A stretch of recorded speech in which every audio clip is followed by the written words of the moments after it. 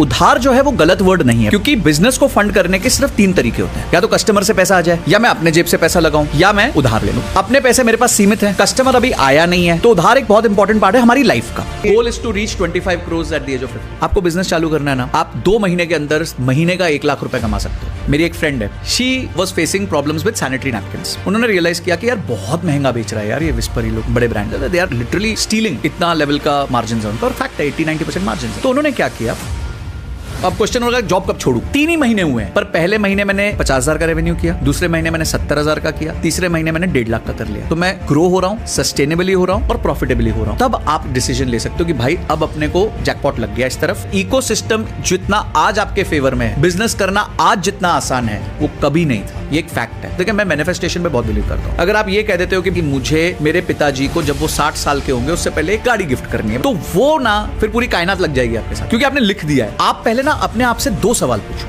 आज मैं आप ऑडियंस को चैलेंज करता हूं, आप ये क्वेश्चन सिर्फ लिखो, what do you want in life. Comments में बता देना, क्रिस्प आंसर चाहिए, ऐसा नहीं कि I want to be successful, ये कोई आंसर नहीं है। और सेकंड क्वेश्चन है, what today is stopping you from achieving. सच सच बताना, फाइनेंस इन्फ्लुएंसर्स की बात सुन करके किस किस को नुकसान हुआ। फाइनेंस इन्फ्लुएंसर जब एक कंटेंट बनाता है ना, वो आपकी रिटेंशन के लिए, डोपामीन का हिट देने के लिए और आपको वीडियो पे बनाए रखने के लिए कंटेंट बनाता है। सनसनीखेज कंटेंट को देखने में मजा तो आएगा, लेकिन पैसे नहीं बनेंगे। 20,000 करोड़ रुपए हर महीने इन्वेस्ट होते हैं सिप के अंदर रिटेल इन्वेस्टर्स को। और यही मैं कर रहा हूं। मैं पिछले 9 साल से एसआईपी कर रहा हूं, आज भी एसआईपी कर रहा हूं, कल भी एसआईपी करूंगा। वॉरेन बुफेट, राकेश झुनझुनवाला, रतन टाटा और मुकेश अंबानी कैसे सोचते होंगे इन्वेस्टमेंट और रिटर्न के बारे में, हर एक बात हमने प्रैक्टिकल ऑन ग्राउंड तरीके से करी है, जिसको आप अप्लाई कर पाओगे। 82% लोग जो हमारा चैनल देखते हैं उन्होंने चैनल को सब्सक्राइब नहीं करा हुआ है, तो please like the podcast, share it with your friends and family and subscribe to the channel if you like it. एक कोबे ब्रायंट करके बास्केटबॉल प्लेयर होता है, वन ऑफ माय फेवरेट्स। तो उनका एक स्टेटमेंट मुझे हमेशा याद रहता है, if you know what you want the world becomes your life.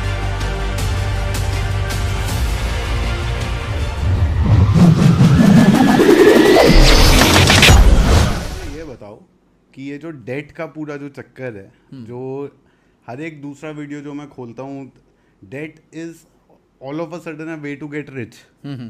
Whereas Indian tradition में गरीबी की निशानी होती थी कर्जा। अगर किसी पे कर्जा है और वो बाहर जा करके खाना खाता हुआ मिल जाए किसी को, तो वो कहता था यार क्या कर रहे हो, पहले अपना जो है घर देख लो। और अब जो है debt has all of a sudden become a mode to get rich. तो इसके पीछे की कहानी क्या है? बहुत अच्छा क्वेश्चन है। मैं ये बात कहता हूँ कि कभी कभी 1 लाख रुपए का उधार भी ज़्यादा होता है और 1 लाख करोड़ का उधार भी कम होता है।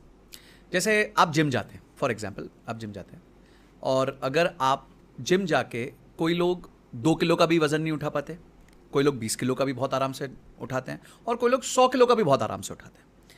तो इसी तरह जब हम जिम जा रहे हैं और अपनी क्षमता बना रहे हैं, इसी तरह हर व्यक्ति की फाइनेंशियल क्षमता भी होती है। कुछ लोगों की इतनी भी क्षमता नहीं होती कि वो 1 लाख रुपए पे उधार का ब्याज दे सके, और कुछ लोगों में इतनी क्षमता होती है कि वो 1 लाख करोड़ का भी ब्याज उतार देते हैं बहुत आराम से। तो उधार जो है वो गलत वर्ड नहीं है, पहले मैं ये बताना चाहता हूं, क्योंकि बिजनेस को फंड करने के सिर्फ 3 तरीके होते हैं। या तो कस्टमर से पैसा आ जाए, या मैं अपने जेब से पैसा लगाऊं, या मैं उधार ले लूं। चौथा तो कोई तरीका ही नहीं है। अपने पैसे मेरे पास सीमित है, कस्टमर अभी आया नहीं है या फिर कम आया है, तो उधार एक बहुत इंपॉर्टेंट पार्ट है हमारी लाइफ का, और हर जन की लाइफ में उधार रहेगा, खासकर इंडिया में ज्यादा रहेगा। उसका कारण यह है क्योंकि इंडिया हमेशा से गरीब कंट्री रहा, तो वो धीरे धीरे अभी क्रेडिट सब तक पहुंच रहा है, लोग क्रेडिट अवेल करना चाहते हैं। इसका मैं आपको एक और उदाहरण देता हूं। एक कंपनी है 5 स्टार फाइनेंस, अच्छा लिस्टेड कंपनी, NBFC है, और मैं उसके एक दिन बैलेंस शीट देख रहा था।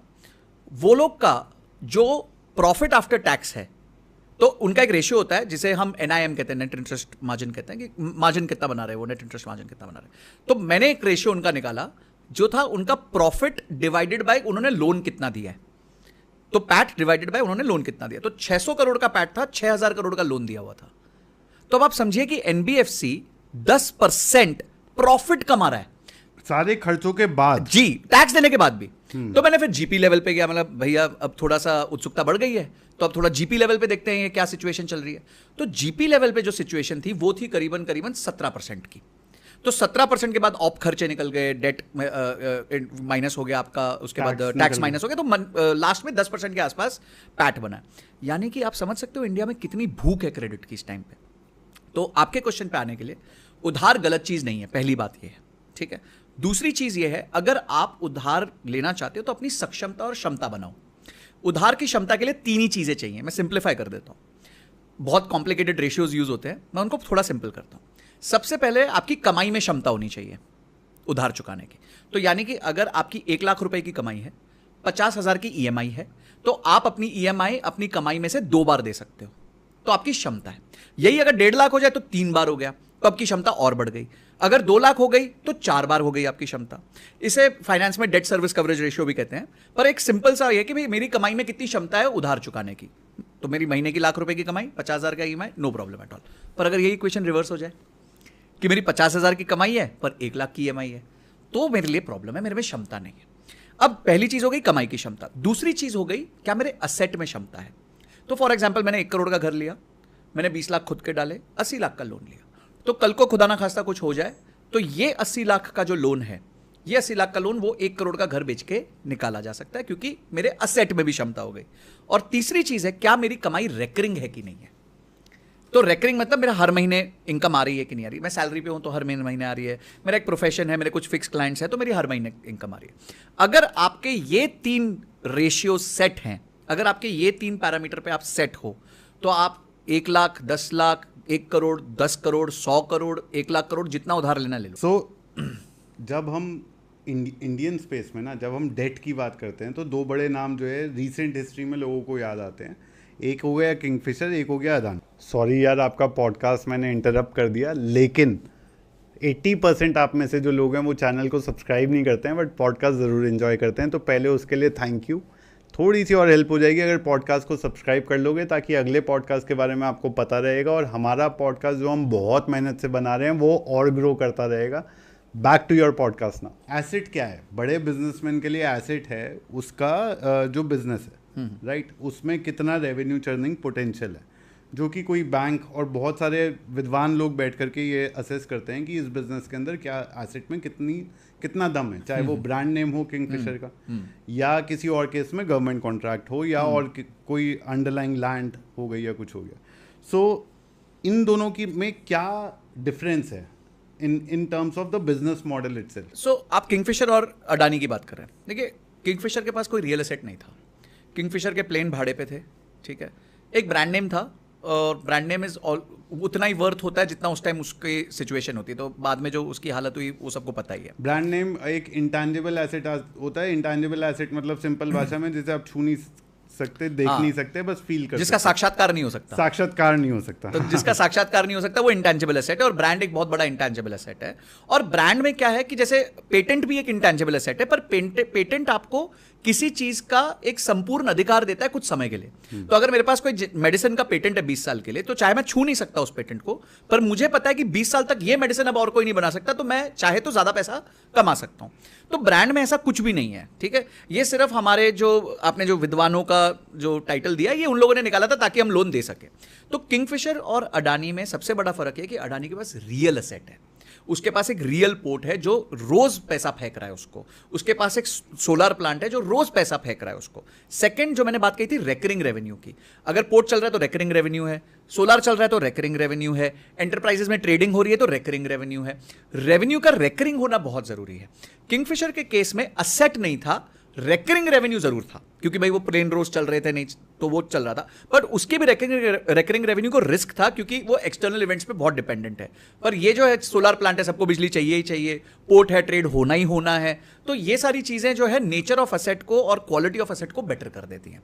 तो इसलिए मुझे लगता है कि अडानी के केस में वो नेचर और क्वालिटी बेटर थी, जिस वजह से वो कितना भी उधार लेता है तो वो उसको कॉम्पनसेट कर सकता है, क्योंकि उसकी कमाई और उसके असेट दोनों में क्षमता है उधार को चुकाने। यार ये बताओ कि ट्रेडिशनल बिजनेसेस की हम जैसे बात कर रहे हैं, तो एंड B2B की हमने बात करी कि कैसे B2B में भी बड़ा बन सकता है बिजनेस। कोई ऐसा आपको फर्स्ट जनरेशन फाउंडर्स का सबसे बड़ा चार्म क्या है कि जी फर्स्ट जनरेशन बिजनेस है और ये 2 साल में स्केल अप हो जाता है, राइट। ये एक बड़ी न्यूज़ बनती है इस पे, और ये कि भाई IIT से निकला लड़का 24 साल। उस दिन मैं रील देख रहा था एक, जहाँ पर एक इन्वेस्टर मीम था, इन्वेस्टर डांट रहा है कि भाई तुम 25 साल के होने वाले हो, अब तुम्हारा गेम खत्म, सिलिकॉन वैली का। तो कहता 25 का राउंड अप क्या होता है 50, अब तुम खत्म। तो 23-24 साल का लड़का और अचानक से 100 करोड़ की वैल्यूएशन पे उसने जो है फंडिंग उठा लिया। ये बड़ा चार्म होता है कि 2 साल में बड़ा बिजनेस बन जाता है, 3 साल में। ट्रेडिशनल बिजनेस में एक तो आपने बोला कि भाई देखो टाइम लगता है, अब लेकिन ब्लिंकिट की दुनिया है, तो जल्दी बढ़ने वाला B2B बिजनेस देखा आपने कोई? मैंने बहुत इंटरेस्टिंग इस पे 2-3 फैक्ट्स बताऊंगा। तो सबसे पहले मैं ना दर्शकों को चाहूंगा कि they should understand one very simple thing. India में 1.5 लाख स्टार्टअप्स हैं, इस बात को सब जानते हैं, रजिस्टर्ड स्टार्टअप्स हैं। पर इंडिया में 6.5 करोड़ SMEs हैं। 1.5 लाख 6.5 करोड़, तो यानी भारत जो है वो SMEs का देश है, ठीक है। अब 6.5 करोड़ को into number of years of existence अगर कर दें, ओहो, वो तो प्री इंडिपेंडेंस से भी चल रहे हैं काफी बिजनेस। और 1.5 लाख को into number of years of existence 2014, मतलब आज से 10-11 साल ज्यादा से ज्यादा। ज्यादा। तो अगर आप ये रेशियो करेंगे तो मतलब वो नंबर तो फिर कुछ अलग ही नंबर निकल आएगा।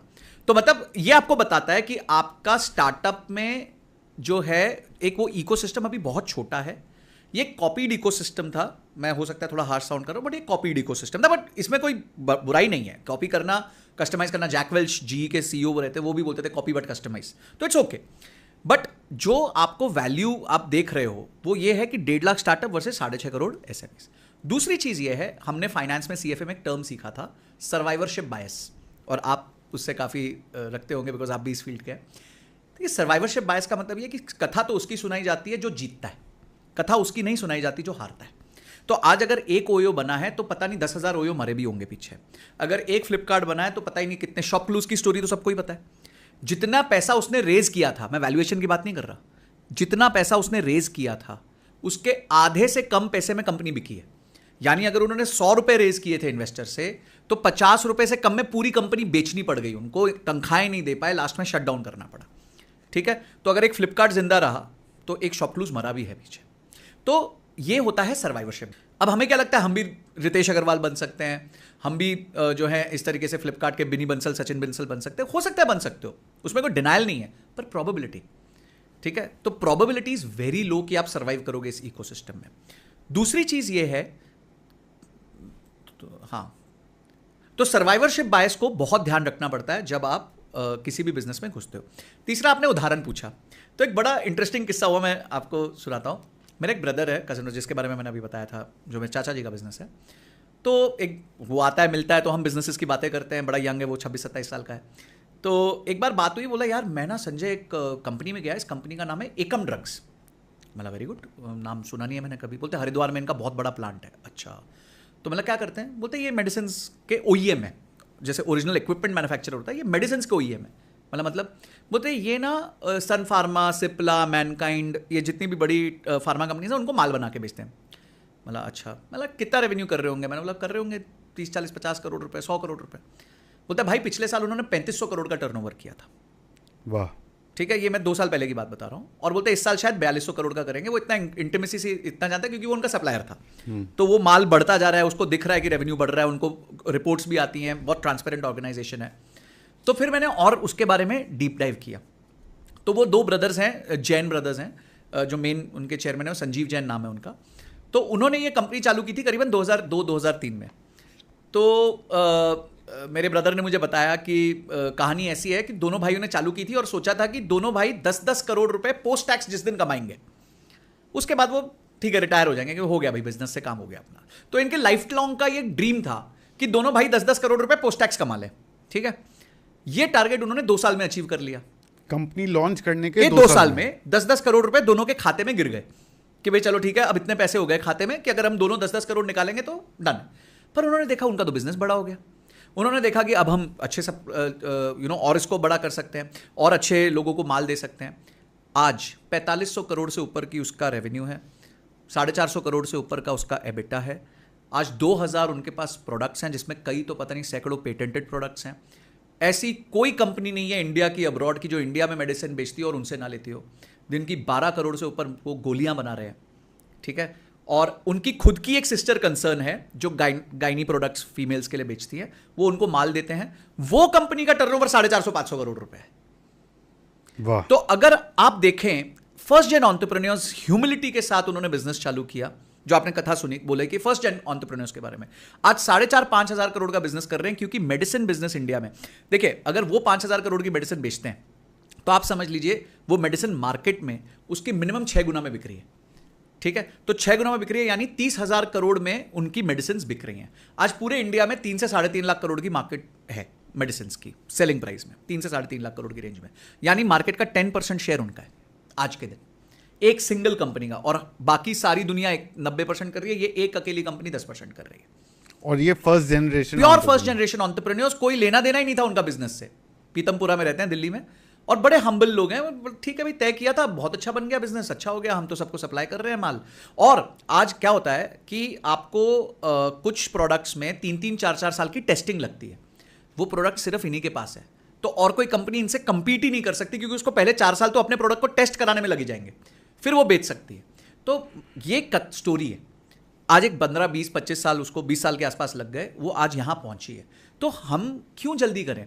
आज अगर आप 20 साल के हो, 21 साल के हो, 22 साल के हो, और आपने धीरे धीरे धीरे मेहनत करके इसका 1/10 भी कर लिया, और ऐसा तो है नहीं इंडिया डूब रहा है, India is a shining star, अच्छी इकोनॉमी ग्रो कर रही है, वर्ल्ड वाइड हमारी तारीफ हो रही है कि हम अच्छा मैनेज कर रहे हैं चीज़ों को। तो यानी आप तो चढ़ती कला में हो, जैसे हम चढ़ती कला कहते हैं, ठीक है। तो चढ़ती कला में हो तो आपके लिए तो बिजनेस बन ही सकता है। और ये सिर्फ टेक ओरिएंटेड बिजनेसेस पे क्यों सोच रहे हो? वहां बहुत दिमाग लगता है, वहां अलग तरह की मैन पावर लगती है, नॉलेज इकोनॉमी है, महंगे लोग होते हैं। ये जो इंडस्ट्रियल कंपनीज है ना, इनमें एक आदमी आ जाता तो 25 साल छोड़ के नहीं जाता, 30 साल छोड़ के नहीं जाता, तो आपकी मैन पावर की प्रॉब्लम्स कम होती है। ये ऑर्गेनाइजेशंस को चलाने में मैन पावर सस्ती भी होती है, मैन पावर लॉयल भी होती है, और मैन पावर छोड़ के भी नहीं जाती। तो ये भी एक एडवांटेज है। आपको पता है कि टेक कंपनीज में क्या है, हर दूसरे दिन किसी के पास जॉब ऑफर होता है, वो बोलता है सर 10 लाख है, 15 लाख करते हो तो रुकूंगा, नहीं तो मैं जा रहा हूं। आप यही चक्कर में पड़ रहे तो यार इसकी ठीक करो, इसकी ठीक करो, इसकी ठीक, अच्छा इसने की तो वो नाराज हो गया। You don't have to play all these games, play the simple game. तो जो आपने बात कही first gen entrepreneur, this is the story of first gen entrepreneur, जिसने 4-5 हज़ार करोड़ के आसपास का बिजनेस क्रिएट कर लिया। और संजय, आज की डेट में तो गवर्नमेंट का भी जितना बड़ा इंसेंटिवाइजेशन है for people to do any business, आप मुद्रा स्कीम देख लो जो गवर्नमेंट देती है, बहुत बड़ा डिसबर्समेंट हुआ है। मैं नंबर मेरे को ध्यान नहीं आ रहा है, बट आई थिंक कुछ 70,000 करोड़ का नंबर था उसमें, जो मुद्रा स्कीम में, सॉरी अगर नंबर गलत है, मुद्रा स्कीम में जो डिसबर्स कर रहा है गवर्नमेंट ने, जो 5 लाख 10 लाख के जो लोन्स देते हैं, CGTMSE क्रेडिट गारंटी स्कीम, जिसमें कोई कोलैटरल के बिना 2 करोड़ सर्विसेज के लिए 5 करोड़ रुपए मैन्युफैक्चरिंग के लिए दे रही है सरकार, बिना कोलैटरल के 9.5% पे। हम यहाँ स्ट्रगल कर रहे हैं, लोग बोलते हैं 18% पे चक्रवर्ती ब्याज ले लो, 24% पे ले लो, और वो 9.5% में सरकार आपकी मदद करने के लिए तैयार है। इकोसिस्टम जितना आज आपके फेवर में है, बिजनेस करना आज जितना आसान है, वो कभी नहीं था। ये एक फैक्ट है, चाहे हम कोई भी आइडियोलॉजी को सपोर्ट करें, पर ये फैक्ट यही है कि आज हमारे लिए बहुत अच्छी अपॉर्चुनिटीज़ क्रिएट हो गई हैं, प्लेटफॉर्म्स क्रिएट हो गए हैं, ईज हो गई है चीज़ों की। आपको बिजनेस चालू करना है ना, आप 2 महीने के अंदर महीने का 1 लाख रुपए कमा सकते हो। कैसे? मेरी एक फ्रेंड है, उन्होंने बिजनेस चालू किया। अब आपको मैं ये पूरा मॉडल बताता हूँ, end to end. She was facing problems with sanitary napkins, ठीक है, फीमेल ओरिएंटेड प्रॉब्लम है, फीमेल थी। उन्होंने रियलाइज़ किया कि यार बहुत महंगा बेच रहा है यार ये विस्पर, ही लोग जो बड़े ब्रांड्स हैं, दे आर लिटरली स्टीलिंग, इतना लेवल का मार्जिन है उनका, और फैक्ट है 80-90% मार्जिन है। तो उन्होंने क्या किया, वो गई, उन्होंने अपने आप को इंडिया मार्ट में रजिस्टर किया, ठीक है। इंडिया मार्ट में रजिस्टर किया as a supplier and as a buyer, दोनों रजिस्टर कर दिया। इंडिया मार्ट की उनकी फीस कितनी थी पता है? 3,000 रुपये महीना, ठीक है। वहां से उनको कॉन्टैक्ट आने लग गया, सप्लायर के भी आने लग गए, बायर के भी आने लग गए, क्योंकि उन्होंने अपने आप को दोनों तरफ रजिस्टर किया हुआ था। उनको पहला ऑर्डर मिला करीबन 20,000 सैनिटरी नैपकिन्स का। उस ऑर्डर पे उन्होंने 20 पैसा पर सैनिटरी नैपकिन कमाया, 20 पैसा, which comes to round about 4,000 rupees on the first order. वो ऑर्डर हुआ, उन्होंने कॉल सेंटर की लड़की रख ली, ठीक है, उसको 8,000 रुपये पे रखा, उनको दिखा भाई ऑर्डर आ गया। फिर उन्होंने वो जो बंदा जिसके साथ ऑर्डर किया उसके साथ रिलेशनशिप एस्टैब्लिश किया, अच्छे से बात करी, समझाया। अगले महीने उसने रिपीट ऑर्डर दिया सीधा 50,000 पीसेस का, क्योंकि तब तक वो 2 सप्लायर से ले रहा होगा। ऐसे करते करते अगले 2 से 3 महीने के अंदर she was doing 2.5 lakh pieces every month, 20 पैसे के मार्जिन, 20 पैसे के मार्जिन से। यही था, क्योंकि उसको था कि मैं ज्यादा पैसे नहीं लूंगी, मैं थोड़े से कम से पैसे से काम चला लूंगी।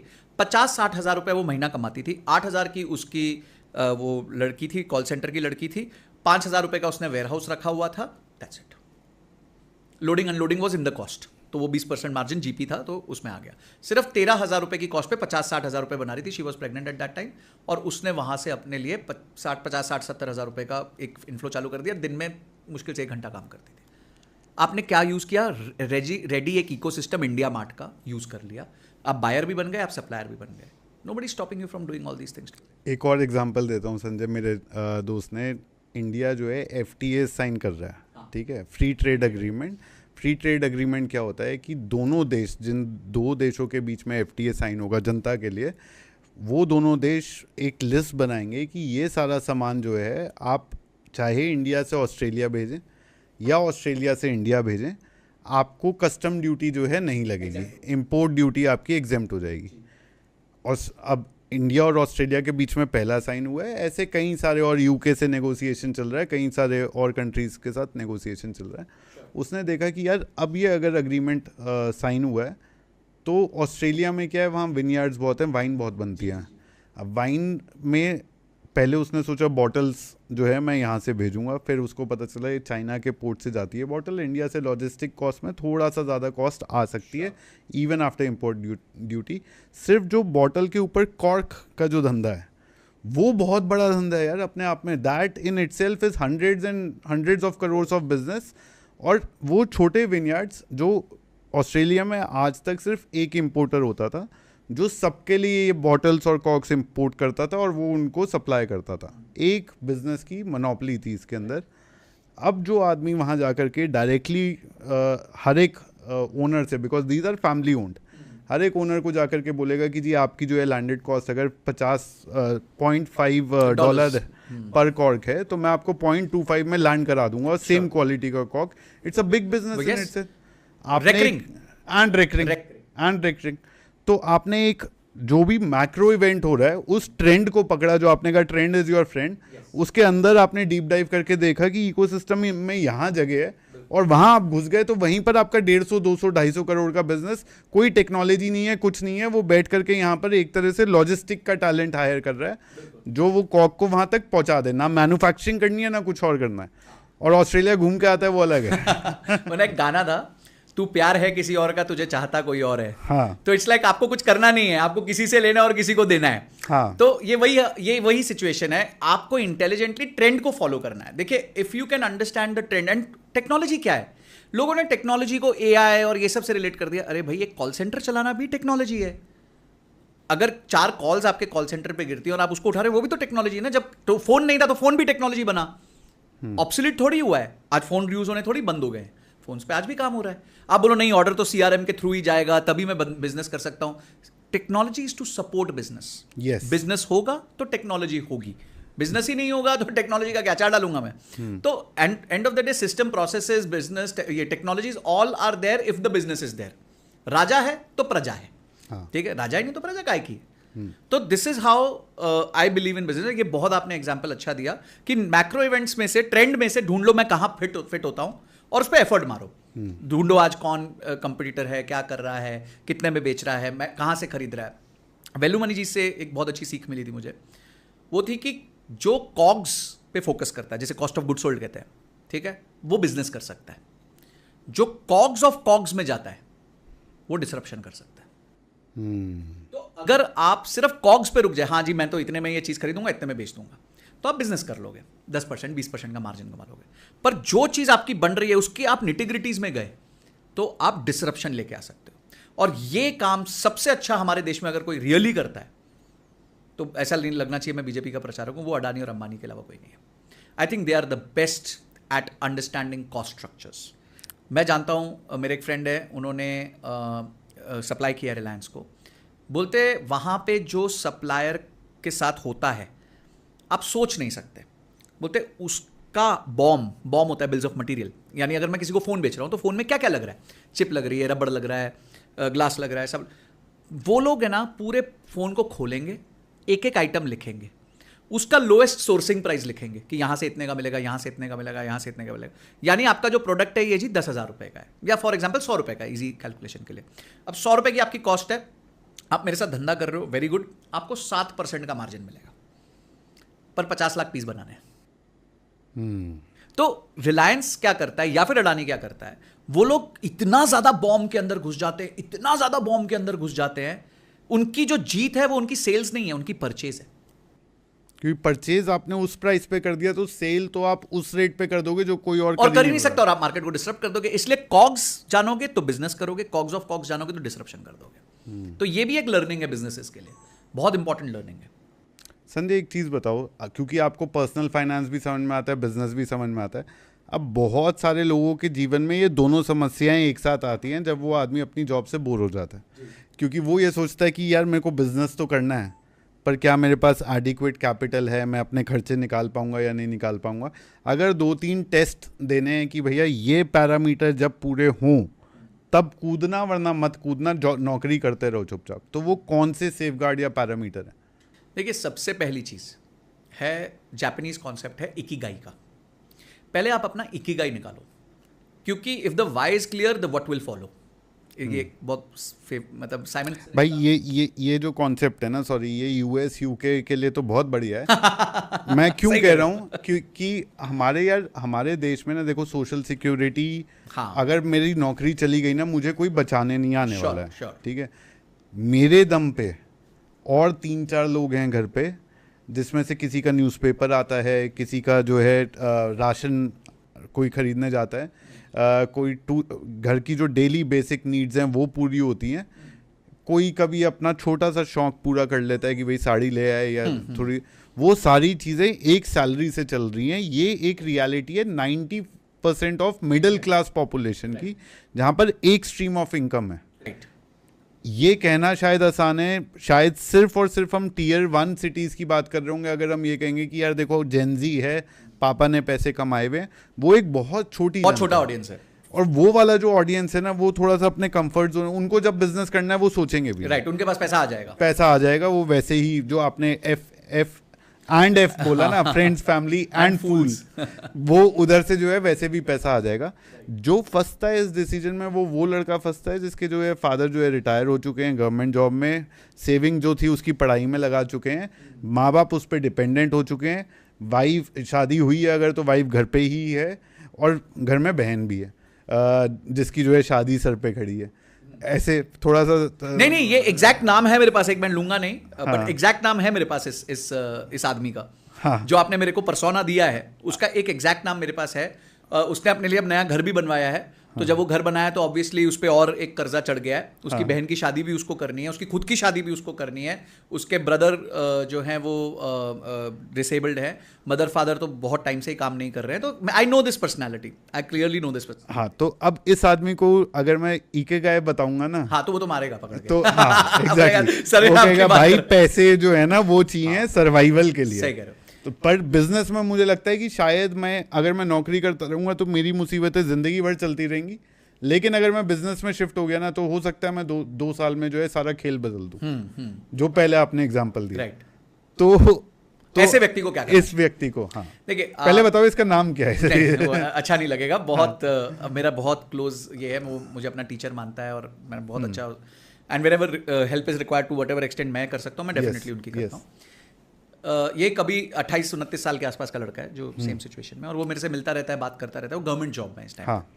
तो देखिए, मैं ऐसे लोगों के लिए जिनकी इतनी एक्सट्रीम डिफिकल्ट सिचुएशन है, मैं ये सजेस्ट करूंगा कि इमीडिएटली आप बिजनेस में मत कूदो। ये मेरा पहला सजेशन होगा, क्योंकि आप इमीडिएटली बिजनेस में कूदोगे तो आपके पास 1 महीना भी नहीं है निकालने को। रनवे ही नहीं है ना। जब रनवे नहीं है, प्लेन कैसे उड़ेगा? करेक्ट। मैं क्या करूं उसमें? प्लेन चाहे सबसे हल्का प्लेन हो, मतलब इधर नैनो प्लेन हो, पर उसको भी तो 500 मीटर का रनवे चाहिए होगा।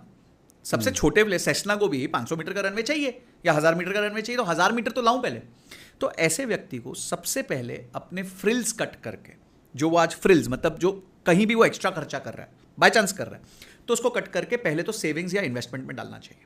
ठीक है, वो टूल्स क्या हो सकते हैं वो हम बाद में चर्चा कर सकते हैं। हो सकता है एफडी हो सकता है म्यूचुअल फंड्स हो, गोल बेस्ड इन्वेस्टमेंट, उस पर भी हम आएंगे कि भाई कौन से टूल्स हो सकते हैं जो वो एक कैपिटल इकट्ठा कर पाए। दूसरी चीज है कि ऐसे सो विच मीन्स, अगर मैं पहले पॉइंट को समराइज करना है कि भाई वो आदमी बिजनेस नहीं कर सकता है, ये रियलिटी नहीं है, बट उसको अपना प्लान को 5 साल या 7 साल या 8 साल से डेफर करके पहली तैयारी ये करनी है कि अपना एक कैपिटल इकट्ठा करना। बिल्कुल ठीक है। देखिए, आपकी गाड़ी कितनी भी अच्छी है, आप टोल पे पहुंचे तो पैसे दिए बिना रोल्स रॉयस भी बाहर नहीं जा सकती, ठीक है, और नैनो भी जा सकती है। तो पहला खेल रनवे का है कि मैं रनवे बना लूं सबसे पहले। तो रनवे क्रिएट करने में आपका 1 साल लगता है, 2 साल लगता है, 3 साल लगता है, वो हमारे को वो देखना पड़ेगा कि आप कितना इन्वेस्टमेंट कर सकते हो। 5,000 कर सकते हो, 500 कर सकते हो, 2,000 कर सकते हो, मुझे नहीं पता। तो वो उसके हिसाब से रनवे बनेगा। तो रनवे बनाना सबसे इंपॉर्टेंट है फ्लाइट उड़ाने से पहले। सेकेंड चीज ये है कि कोशिश करके आप अकेले बिजनेस मत करो, ठीक है। हर व्यक्ति के नेटवर्क में कोई एक ऐसा आदमी होता है जो थोड़ा सा वेल टू डू हो, उसमें भी एस्पिरेशन हो, उसको भी कुछ करना हो लाइफ में, और वो उस कैपिटल की पूर्ति को, मतलब कैपिटल की जरूरत की पूर्ति कर सके, ठीक है। क्योंकि इस आदमी के पास कैपिटल नहीं है पर मेहनत तो है ना। हाँ, मेहनत करने की क्षमता तो है।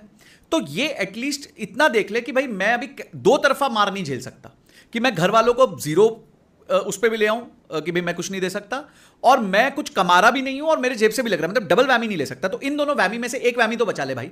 Correct. किसी के साथ पार्टनर बन जा, Correct. किसी से उधार ले ले, या किसी के साथ ही जुड़ जा काम कर। हाँ. अच्छा, मैं आपको एक मजेदार बात बताता हूं। इंडिया में ना एक बहुत बड़ा एपिडेमिक है। मुझे जो कंसल्टेशंस आती हैं, कोई मेरे को डायरेक्टली मैसेज करते हैं लिंक्डइन पे, इंस्टाग्राम पे, यूट्यूब पे, आपको पता है अगर मैं उसको बांटूं तो उसमें से 30 to 40% कंसल्टेशंस किस बात की आती हैं कि सर पैसे पड़े हैं, धंधा नहीं है, बताओ क्या करें। वाह।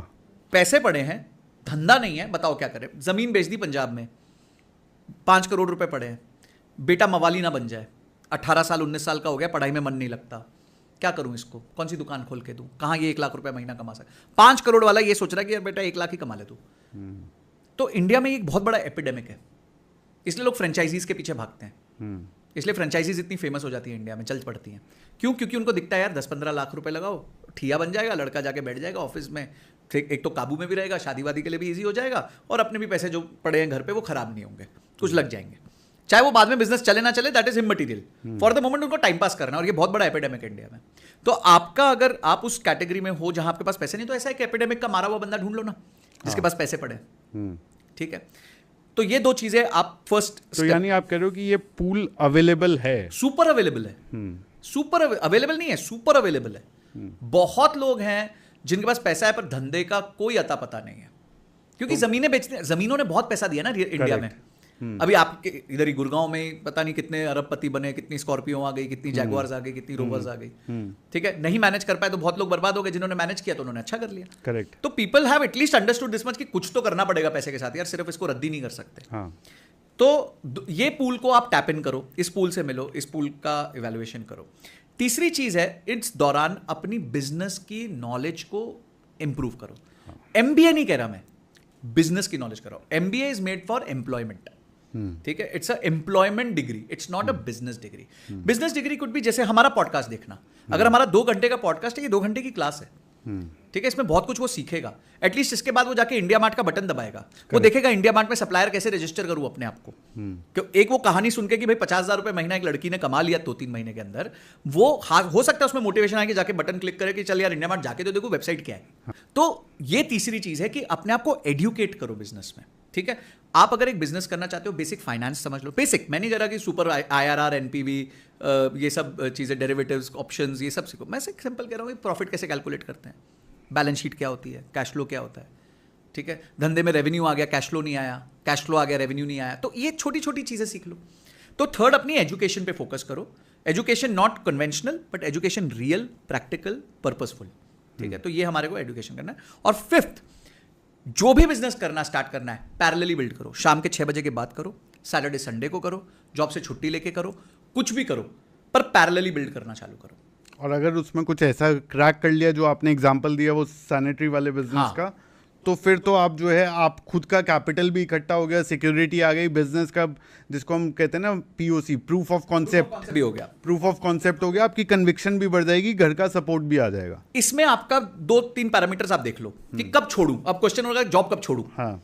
पहला है कि आप सस्टेनेबली, प्रॉफिटेबली, ग्रोइंग बिजनेस कर पा रहे हो कि नहीं।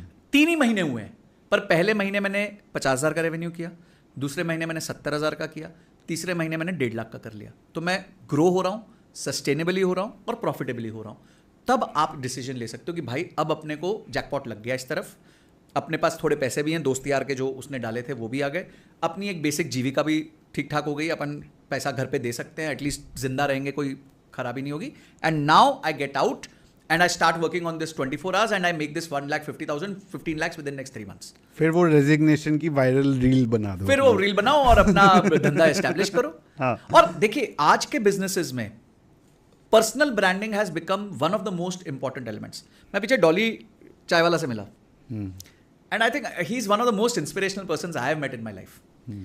लोगों को आज दिख रहा है वो बिल गेट्स आया और आज वो करोड़ों रुपए कमा रहा है सोशल मीडिया से और हर जगह ब्रांड एंडोर्समेंट्स कर रहा है. Today everybody seeing that. वो डॉली की टपरी ना वहाँ पे 14 साल से 14 साल लग गए उसको वो ओवरनाइट सक्सेस बनने में. और मैं आपको बता रहा हूँ 14 साल छोड़ो, 14 महीने किसी को बिना रिजल्ट के काम करना पड़ जाए ना, वो छोड़ देगा, हालत खराब हो जाती है. और वो रोज सुबह आके उतनी एक्साइटमेंट से चाय बना रहा है, एक्शंस कर रहा है, लोगों के साथ एंगेज कर रहा है, ये सोचे बिना कि वो सुबह किस दिन आएगी जिस दिन मैं अमीर बनूंगा. और वो आ गई और आज वो जम के पैसा कमा रहा है. पर फिर भी आज वो अपने टपरी पे जाता है, जब भी नागपुर में होगा 2-3 घंटे वहाँ जाके रहता है, ऑडियंस को मिलता है, सबको मिलता है, लोग आते हैं उसकी वीडियो बनाते हैं. अब तो हमारे लिए बड़ी बात होगी कि हम जाके मिलेंगे. हाँ. ठीक है. तो मुद्दा क्या है कि पर्सनल ब्रांडिंग एक बहुत इंपॉर्टेंट टच हो गया है. आज ही अगर आप पर्सनल ब्रांडिंग चालू कर दो तो धीरे धीरे आप अपने बिजनेस को उसका बहुत सॉलिड सपोर्ट दे सकते हो. आपकी मार्केटिंग कॉस्ट जीरो हो जाएगी. और आज सबसे बड़ा स्ट्रगल ही मार्केटिंग कॉस्ट है, जो टेस्ला मॉडल है. बिल्कुल. आज वो हीरो बना हुआ है, जो ओनर है वो खुद ही हीरो है. जीरो था मॉडल है, जीरो था में भी दोनों फाउंडर्स एकदम हीरो हैं मार्केट के. उन्होंने अपना पर्सनल ब्रांड बहुत अच्छा बनाया. It's a very well crafted strategy which they have made. Correct. कि भाई हम अपने आप को एज अ ब्रांड एस्टैब्लिश करेंगे, as a forerunner in this industry establish करेंगे. टेकवेक तो उन्होंने बहुत अच्छा बनाया है, ये कोई डाउट ही नहीं है, प्रोडक्ट्स में बहुत आगे रहे हैं, पर अपने आप जो उन्होंने अपने आप से किया है वो बहुत अलग लेवल का किया है. तो ये बिजनेसेस को सीखना चाहिए. टेस्ला का जैसे एक बहुत इंटरेस्टिंग, मैं ये नहीं कहूँगा कि वन वे और द अदर वो डायरेक्टेड थी, बट एक सीक्वेंस ऑफ इवेंट्स मैंने देखा. साइबर ट्रक जब उन्होंने लॉन्च करा और बोला कि बुलेट प्रूफ, आप कभी वो रील दोबारा चला करके देखना, बहुत धीरे से वो बॉल मारता है और शीशा टूट जाता है. अगला शीशा वो और धीरे से मारने की कोशिश करता है सेलिब्रिटी, तब भी शीशा टूट जाता है. जो पब्लिसिटी साइबर ट्रक, और उस समय साइबर ट्रक एक भी यूनिट रेडी नहीं था. 2 साल थे for cyber truck to actually hit market. Right. अगर वो शीशा नहीं टूटता तो वो जितना वो वीडियो या वो रील या साइबर ट्रक की जितनी बात हुई उससे शायद 10x से भी ज़्यादा बात हुई, क्योंकि वो शीशा टूट गया. yes. और फिर 2 साल बाद आपको सेम दोबारा बनाना था कि देखो हमारा प्रोडक्ट जो है इम्प्रूव हो गया है, now it is meeting the standard. And वो दूसरा वाला भी सबने देखा, जिसने पहले देखा उन सब लोगों ने. ये मतलब एक फ़र्क है पब्लिसिटी में और मार्केटिंग में. और पब्लिसिटी फ्री है जो पर्सनल ब्रांडिंग से आती है, जो इस तरह के इवेंट्स से आती है. आज कोई भी बिजनेस के लिए स्ट्रगल है मार्केटिंग. ठीक है. इतना बड़ा नॉइज है. ठीक है. चैनल्स की कमी नहीं है, किसी चीज़ की कमी नहीं, ना चैनल्स की टीवी पे कमी है, ना चैनल्स की फ़ोन पे कमी है. हर एंट्री बैरियर जीरो है एक यूट्यूब चैनल और इंस्टाग्राम चैनल खोलने का. तो आप कैसे स्टैंड आउट करोगे? आप ऐसे ही स्टैंड आउट कर सकते हो ना कि कंसिस्टेंटली आप पोस्ट करो, एक्साइटमेंट के साथ पोस्ट करो, एनर्जी के साथ पोस्ट करो. और ये गेम सारा कंसिस्टेंसी का है. अगर आपने ये 1000 दिन कर लिया तो there is a very strong chance that you will be far ahead of others, far ahead of others. आपने, सॉरी मैंने आपकी बात काटी थी, इकेगाई की बात आपने करी थी. वो वापस से घूम करके अगर मैं उस पर आता हूँ तो एंड संजय सॉरी क्यों मैंने आपकी बात काटी थी. मेरे को ऐसा लगता है personally in a country like us, and I could be wrong, हो सकता है बहुत लोगों को ये मेरे बोलने से दिक्कत भी हो. इन अ कंट्री लाइक अस हमको ना अपने करियर को 2 हिस्सों में बांट कर देखना चाहिए. एक, पहले आप उस मुकाम पे पहुंच जाओ जहां अपने नेसेसिटीज जो हाथ लगे, जैसे हाथ लगे, जिस तरह से भी अपनी इनकम बढ़ा सकते हो, बढ़ा करके एक उस प्लेटफॉर्म पे पहुंच जाओ जहां पर आपके नेसेसिटीज सिक्योर हो गए हैं. Sure. And then you pivot to your ikigai, और या जो आपकी इनर कॉलिंग, इकागाई को मे बी आप बेहतर समझा पाओगे कि एक इनर कॉलिंग की जो आपको वहाँ से या तो बिल्कुल जूम कर जाओगे आप, या आप अपनी लाइफ एंजॉय कर पाओगे, अपने पैशन को भी एंजॉय कर पाओगे. राइट. सी आपका जो पॉइंट है, जब आपने पर्सोना चेंज किया तो मैंने अपना आंसर चेंज किया. करेक्ट. तो मैं फिर भी ये कहूँगा कि ikigai will only accelerate the potential of your earning और the probability of your earning. अगर हम इकिगाई का मतलब क्या है, इसको बड़े सिंपल सरल भाषा में समझते हैं कि कोई ऐसी चीज जो आपको पसंद भी है, आती भी है, मार्केट को उसकी जरूरत भी है और मार्केट उसका पैसा भी देगी. आपको आती भी है. अब मुझे समझो पियानो बजाना आता है, ठीक है, बहुत आता भी है और बहुत अच्छे से आता है, मुझे पसंद भी है। तो मुझे पता है कि मार्केट में अगर मैं इसको लेके गया तो लोग मार्केट में इसका पैसा देंगे मेरे को। एज अ पियानो टीचर मैं पैसा कमा सकता हूं, पर क्या मैं उतना कमा सकता हूं कि मैं सस्टेन कर लूंगा? तो वो एक क्वेश्चन बन जाता है। पर मुझे पता है कि पैसा जरूर बन सकता है। कोई ऐसी चीजें होंगी कि मैं को हो सकता है वो पैसा ही ना कमा के दे, पर अब है ना वो सिचुएशन कम हो गई है। मैंने एक इंटरव्यू में और बोला था कि सॉरी पीटर, मैंने एक पॉडकास्ट में और बोला था कि अब तो लोग उस बात के भी पैसे लेने लग गए हैं सिखाने के लिए कि लड़की कैसे पटाते हैं। हाँ, तो अगर मेरे को उससे पता चला कि ऐसा भी कोर्स होता है बिल्कुल है। तो लोगों ने बोला कि भाई ये सब gentleman grooming, improve your communication नहीं बिक रहा, तो इसको हम रिवर्ट कर देते हैं। हम इसको रिवर्ट ये करते हैं कि भाई लड़की कैसे पटाए, सिखाएंगे भाई हाँ। कि आपकी पर्सनालिटी कैसे इंप्रूव करनी है, बात कैसे करनी है, अप्रोच कैसे करना है। रीपैकेज हो गया, बस पैकेज हो गया, आपके गोल को अचीव करा देगा ना। अंत में तो लड़के को क्यों जेंटलमैन बनना है, फॉर एग्जाम्पल, मतलब एस्पिरेशन तो होती है कि भाई एक लड़की के साथ मैं बात कर सकूं और मैं उसको डेट कर सकूं। तो if this is what you know is कि भाई आज इस चीज के भी मोनेटाइजेशन है, तो आज किसी भी चीज की मोनेटाइजेशन है। हाँ, पर जो पर्सोना था, उस पर्सोना के लिए ये भी जरूरी है कि आप अपने घर को ध्यान रखें। आपके ऊपर जवाबदारी है, जिम्मेदारी है। इस जन्म में शायद आपके ऊपर भगवान ने लोड ज्यादा डाला है, तो उस लोड को पहले पूरा कर लो।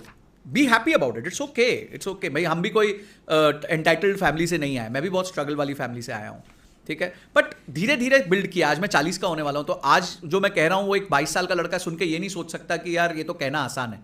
मैंने वो 18 साल को जिया है।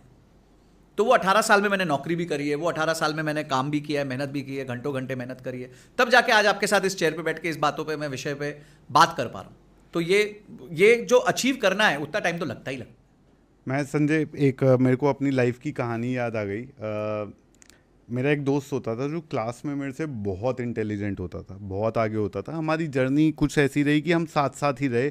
केजी से वो मेरे साथ था। एंड जो है अभी कुछ जब हमने काम, वो भी सीए कर रहा था, मैं भी सीए कर रहा था, जब हमने काम स्टार्ट करने का, उसने कहा कि यार देखो ये जो तुम्हारा जो फील्ड है ना, ये थोड़ा कम इंटेलेक्चुअल है, मेरे को इससे निकल करके लेट से रिस्क के फील्ड में जाना है, फिर वहाँ से निकल करके मेरे को फाइनेंस के, टेक्नोलॉजी के क्षेत्र में जाना है, फिर वहाँ से निकल के मेरे को इंडस्ट्री में काम करना है, कंसल्टेंसी। और मेरे को ये लगा, मुझे जहाँ मौका मिला ना, जो आपने मेरे से सवाल भी पूछा था कि मेरे को जहाँ मौका मिला है मैं यहीं से फटाफट से सीढ़ी चढ़ दूँ, क्योंकि सीईओ कहीं पर, अगर कोई जो फ्रेशर होता है उसके लिए एक सीईओ बहुत बड़ी बात है, बहुत बड़ी बात होती है। या कोई भी लीडरशिप रोल आप पहुंच गए, वो बहुत बड़ी बात होती है। प्रोडक्शन से भी सीईओ आ सकता है, प्रोक्योरमेंट से भी सीईओ आ सकता है, सेल्स की टीम से भी सीईओ आ सकता है, टेक्नोलॉजी सीटीओ की लैडर चढ़ के भी सीईओ आ सकता है। बट सीईओ का काम वही होता है, उसको पूरी कंपनी चलानी है, पूरा विजन देखना है। तो कौन से रास्ते से आगे बढ़ जाओ से फ़र्क नहीं पड़ता, वो रास्ता क्या मेरे को फटाफट आगे बढ़ा देगा और क्या मैं उतनी मेहनत कर सकता हूँ जो उस रास्ते में चाहिए। ये दो चीज़ें पकड़ के मुझे ऐसा लगता है जो यंगर जनरेशन है, थोड़ा सा ये focus, how am I feeling is a question that we have started asking too often. हम बहुत ज़्यादा इस चीज़ के ऊपर तवज्जो देने लग गए कि यार मुझे अच्छा लग रहा है या नहीं। अरे भैया तुम अच्छा लगाने नहीं, you are there to earn money. This is not college, this is office, real life. Real life में आपको अच्छा तभी लगेगा जब जा रहे हो तो उतने ही घंटे जो आप दे रहे हो, जो आपने भी अपने कंटेंट में बहुत बार बोला है कि घंटे अगर आप दे रहे हो ना, तो पर घंटा मेरे को जो है क्या can I get, because that's my COGS, मेरे पास तो वही इन्वेंट्री है। यस कॉग्स, वही आपका कॉग्स है। तो वो भी एक स्कूल ऑफ थॉट है, किसको क्या सूट करता है उसके पर्सनल सर्कमस्टांस, जो आपने अपने लैंग्वेज में बोला कि जैसे ही आपने प्रोफाइल चेंज करा, which is very true, that seats at the core of it, कि जब आपके सर्कमस्टांसेस में आपको क्या फिट हो रहा है वो समझना बहुत ज़रूरी है। बहुत बार हम संजय, चाहे वो करियर रिलेटेड टॉक हो या पर्सनल फाइनेंस हो, हम उसको ना कॉन्टेक्चुअलाइज नहीं करते, जनरलाइज कर देते हैं। जैसे हमने एग्जाम्पल लिया है रॉबर्ट कियोसाकी का कि हाँ हर कोई लोन लेकर के जो है अमीर बन रहा है, आंसर इज नो, बहुत लोग बर्बाद हो रहे हैं। आपने एग्जाम्पल लिया स्टार्टअप्स का कि ओनली 5% आर सक्सेसफुल। तो ये देखिए कि आपकी प्रोबेबिलिटी आपके सर्कमस्टांस में कहाँ पर बेटर, आपका फिट कहाँ पर मोल्ड बैठता है, वहाँ पर जो है आप कोशिश करिए तो आपकी सक्सेसफुल होने की प्रोबेबिलिटी बढ़ जाएगी। बिल्कुल। सी देखिए, इसको मैं थोड़ा सा अलग तरीके से प्रेजेंट करता हूँ। एक होता है स्पीड, एक होती है वेलोसिटी, ठीक है, बचपन में फिजिक्स में सीखा था। स्पीड जो है ना वो डायरेक्शनलेस होती है, वेलोसिटी जो होती है वो विद डायरेक्शन होती है, ठीक है। तो लोग आजकल स्पीड पे फोकस कर रहे हैं, वेलोसिटी पे फोकस नहीं कर रहे, और velocity is much more powerful than speed because it has direction. एक गुब्बारा फुला लो, ठीक है, क्या उस गुब्बारे में एनर्जी की कमी है? नहीं है, पूरी एनर्जी, उसे छोड़ दो, आपको पता है किस दिशा में जाएगा? नहीं जाएगा। तो एनर्जी है, डायरेक्शन नहीं है, तो आप गुब्बारा बन गए हो। तो आप इस कमरे में हो, वहां से छोड़ो, you can not predict where it will go, it may end up there only. Correct. तो स्पीड जो लोग ट्राई कर रहे हैं, जल्दी जल्दी जल्दी जल्दी जल्दी, is not the solution. Energy is not the solution alone, but speed energy when mixed with direction, जब वो वेक्टर बन जाता है, जब वो वेलोसिटी बनता है, तब आपका गोल आप जल्दी अचीव कर सकते हो। तो ये सबसे पहली चीज हो गई कि स्पीड एनर्जी पे इंडिविजुअली मत फोकस करो, स्पीड एनर्जी को डायरेक्शन दो, वेक्टर लो, वेक्टर, ठीक है, और वेलोसिटी के हिसाब से चलो, स्पीड विद डायरेक्शन। सिंप्लीफाई कर दूं तो हरकत से बरकत हर बार नहीं होएगी, बिल्कुल, हर बार नहीं, जब तक हरकत जो है वो एक प्लान, गेम प्लान के अकॉर्डिंग नहीं है। हाँ, ठीक है। तो ये आपका पहले हो गया। दूसरी बात आपने बोली मन, ठीक है, तो मन के विषय में तो हमारी सारे स्क्रिप्चर्स ने बहुत कुछ बोला है, भगवत गीता ने बहुत कुछ बोला है कि मन को कंट्रोल करना ही सबसे इंपॉर्टेंट चीज़ है। माइंड आपका दोस्त भी हो सकता है, दुश्मन भी हो सकता है। तो मन को कंट्रोल कैसे करें? मन को कंट्रोल करना पड़ता है आपको मेडिटेशन से, ठीक है। दूसरी चीज़ है, हर चीज़ अच्छी नहीं होगी दोस्त, बहुत सिंपल बात है। सुबह ऑफिस 9 बजे पहुंचना है, ये अच्छा नहीं होगा, बहुत दिन नहीं होगा। स्कूल में भी नहीं मन करता था जाने का 7:30 बजे।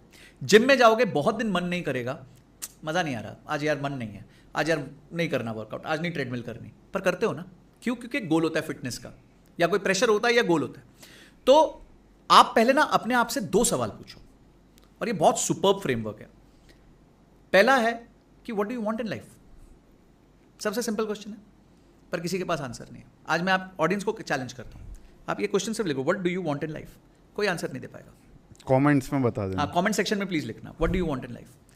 क्रिस्प आंसर चाहिए, एकदम क्रिस्प, ऐसा नहीं कि I want to be successful, ये कोई आंसर नहीं है, ये क्वालिटेटिव आंसर है। क्लियर आंसर चाहिए कि मैं जो है जिंदगी में ये करने के बाद ये काम करना चाहता हूं, इस फील्ड में मेरे को महारथी चाहिए और मैं ये अचीव करना चाहता हूं, मेरे को वहां तक चाहिए, ठीक है। तो what is that you want in life. और सेकेंड क्वेश्चन है, what today is stopping you from achieving it. ये 2 क्वेश्चंस को आप लिखो। एक कोबे ब्रायंट करके बहुत अच्छे बास्केटबॉल प्लेयर होते हैं, वन ऑफ माई फेवरेट्स, और आई थिंक बास्केटबॉल से ज़्यादा उनके इंस्पिरेशनल कोट्स अगर आप सुन लो, उनका एथिक देख लो, तो आपको लगेगा कि यार हम जीवन में बहुत कम है as compared to what he is. जब लोग 6:30 बजे प्रैक्टिस करने जाते थे, वो प्रैक्टिस करके आ रहे होते थे, तो मतलब उस लेवल का उनका वर्क एथिक था। तो उनका एक स्टेटमेंट मुझे हमेशा याद रहता है, if you know what you want, the world becomes your library, ठीक है।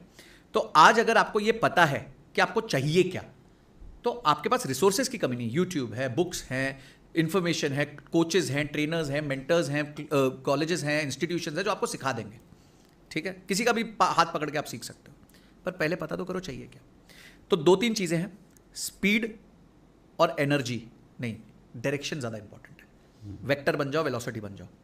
सेकेंड है, life is boring, life is a routine, रोज रोज की एक्साइटमेंट नहीं होगी, ठीक है। एक्साइटमेंट चाहिए, मेले में चले जाओ, पर जिंदगी में एक्साइटमेंट रोज नहीं मिलेगी। आपको रोज सुबह उठना है, रोज सुबह ऑफिस जाना है। अगर आप बिजनेस कर रहे हो तो भी ऑफिस जाना है, क्योंकि आपको देखा देखिए आपके एम्प्लॉइज आ रहे हैं ना।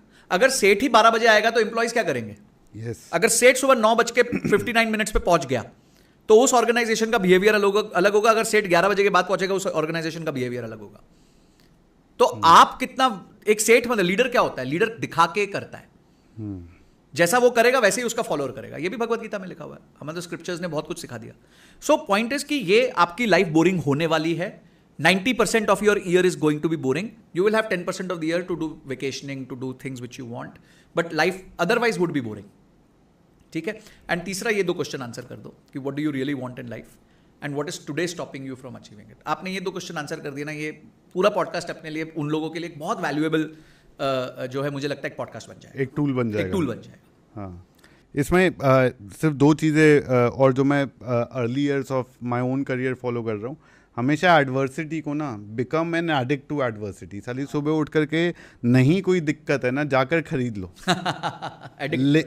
Because if you are addicted to adversity ना, फिर आपका बॉस दुनिया में कोई कुछ नहीं बिगाड़ आप सकता। बैरियर ब्रेकिंग हो जाओगे, बैरियर ब्रेकिंग, और आपको कोई तोड़ ही नहीं सकता, कोई कुछ ऐसा जीवन में नहीं हो सकता जो आपको सेटबैक दे देगा। तो एक बार वो माइंडसेट पे आप पहुंच गए ना, देन यू आर अनबीटेबल। लोग ये सोचेंगे कि भाई इसको कितनी बार मैं गिराऊं, तो अपने आप ही उड़ तो ये खत्म होगा, ये तो ही just keeps coming back. Rocky movie में एक डायलॉग था कि it is not about how hard can you hit someone, it is about how hard can you get hit and still stand up. True. तो जीवन का सत्य यही है। बिल्कुल, आप कैसे बाउंस बैक करते हो वो ज़्यादा इंपॉर्टेंट है देन आपका जो सेटबैक लगा है। आप बिल्कुल सही कह रहे हो, ये एडिक्ट टू एडवर्सिटी एक बहुत अच्छी चीज़ है। देखिए, जब हम गेम्स खेलते हैं, कैंडी क्रश खेलता है कोई, तो कैंडी क्रश में भी लेवल्स है, ठीक है। क्या आप एक ही लेवल रोज खेल रहे होते हो? आप अपने आप को इंप्रूव करते हो, 31 हो गया, 32 हो गया, 33 हो गया, 34 हो गया। तो आप लाइफ में भी तो लेवल्स लाओ, अपने लिए कुछ तो चुनौती लाओ। करेक्ट। हाँ, नहीं तो अगर चुनौती नहीं होगी फिर आप ज्यादा बोर हो जाओगे। तो बोर होना एक स्वाभाविक पार्ट है जीवन का, क्योंकि लाइफ इज ए रूटीन। मैंने अपने फादर को देखा, years and years he was in ONGC. तो मैं देखता था, ठीक है, सुबह उठना है, पूजा करनी है, नाश्ता करना है, अपना सब कुछ लेके जाना है, ऑफिस आना है। Life was a set framework for him, but it was a routine. ठीक है, आपको साल के 10, 20, 30 दिन, 40 दिन मिलेंगे, और ये जॉब में भी वही रहेगा। हो सकता है व्यापार में और खराब हो जाए। हाँ, व्यापार में हो सकता है ये जो 10 दिन की भी एंजॉयमेंट है वो भी ना मिले। नारायण मूर्ति कहते हैं मैंने इतने साल से छुट्टी नहीं ली, रतन टाटा कहते हैं मैंने इतने साल से छुट्टी नहीं ली, वो कहता है, इलॉन मस्क कहता है मैं तो फैक्ट्री के फ्लोर पे अंदर ही सोता सोता था। हूँ। हाँ, तो आप आज उनके जो सक्सेसेस देख रहे हो, वैल्यू, वर्थ, पैसा देख रहे हो, उसके लिए पीछे उन्होंने कितनी बैंड बजवाई है अपनी, कितनी उन्होंने मेहनत करी है, कितनी चीजों का सैक्रिफाइस किया है, तब जाके आज वो है जो वो है। तो you are absolutely right. I think this is very very important कि एडवर्सिटी तो लेते रहो, खरीदते रहो। अब संजय ये बताओ कि जो आप अब ये हो गया हमारा बिजनेस का सेक्शन या हमारा करियर का सेक्शन। अब पर्सनल फाइनेंस में बताओ कि जैसे हमने इसमें रियलिटी की बात करी कि ऑन ग्राउंड रियलिटी क्या होती है, ऑन ग्राउंड रादर देन कि हम कुछ सेंसेशनलाइज करने की जगह चलता जो है, जो रियल लाइफ में what will work for you, that is the discussion that we had. Same अगर मेरे को पर्सनल फाइनेंस के बारे में सोचना है कि ये बताओ कि अल्टीमेटली आई शुड, देखो इंडिया में अगर मैं पैसा कमा भी लूँगा ना तो शायद उतना खर्च नहीं कर पाऊँगा, क्योंकि हर एक को नेटवर्थ ज़्यादा इंपॉर्टेंट है as compared to monthly income, क्योंकि स्पेंडिंग ही नहीं है लोगों की उतनी। तो या वो आदत नहीं है उतनी ज़्यादा, कंज्यूमरिज्म अभी कम है। हाँ, तो नेटवर्थ मैं कैसे अपनी बलून अप कर सकता हूँ अगर रियलिस्टिकली आपको बताना है तो क्या, और आप खुद क्या करते हो उसके लिए? तो देखिए, the pillar which I used all my life was frugality. ठीक है, अब फ्रूगैलिटी इज नॉट चिंदीगिरी, ठीक है। Jews are also frugal, very famous to be frugal. तो फ्रूगैलिटी का मतलब ये होता है to know the difference between expense and investment. ठीक है, अगर मैं अपने लिए कंप्यूटर ले रहा हूँ, लैपटॉप ले रहा हूँ, आईपैड ले रहा हूँ, कुछ भी ले रहा हूँ, तो क्या वो मैं एक्सपेंस कर रहा हूँ या मैं इन्वेस्टमेंट कर रहा हूँ? एक्सपेंस कर रहा हूँ यानी मैं उसका कोई प्रोडक्टिव यूज नहीं करने वाला, ठीक है, व्हाट्सएप के लिए कर रहा हूँ। तो मुझे तब देखना, अगर वो प्योर एक्सपेंस है तो मुझे देखना है कि मेरी इनकम क्या परमिट कर रही है मुझे एक्सपेंस करने के लिए। ठीक है, अगर मेरी महीने की ₹1,00,000 की सैलरी है और मैं आईफोन एक्सपेंस के लिए ले रहा हूँ तो आई एम अ फूल। ठीक है, अगर मेरी इनकम ₹5,00,000 महीने की है और मैं आईफोन एक्सपेंस के लिए ले रहा हूँ तो I M okay, I am comfortable, कोई प्रॉब्लम नहीं है। बट करना चाहिए भाई, मैं पैसे कमा रहा हूँ तो कर भी लेता हूँ।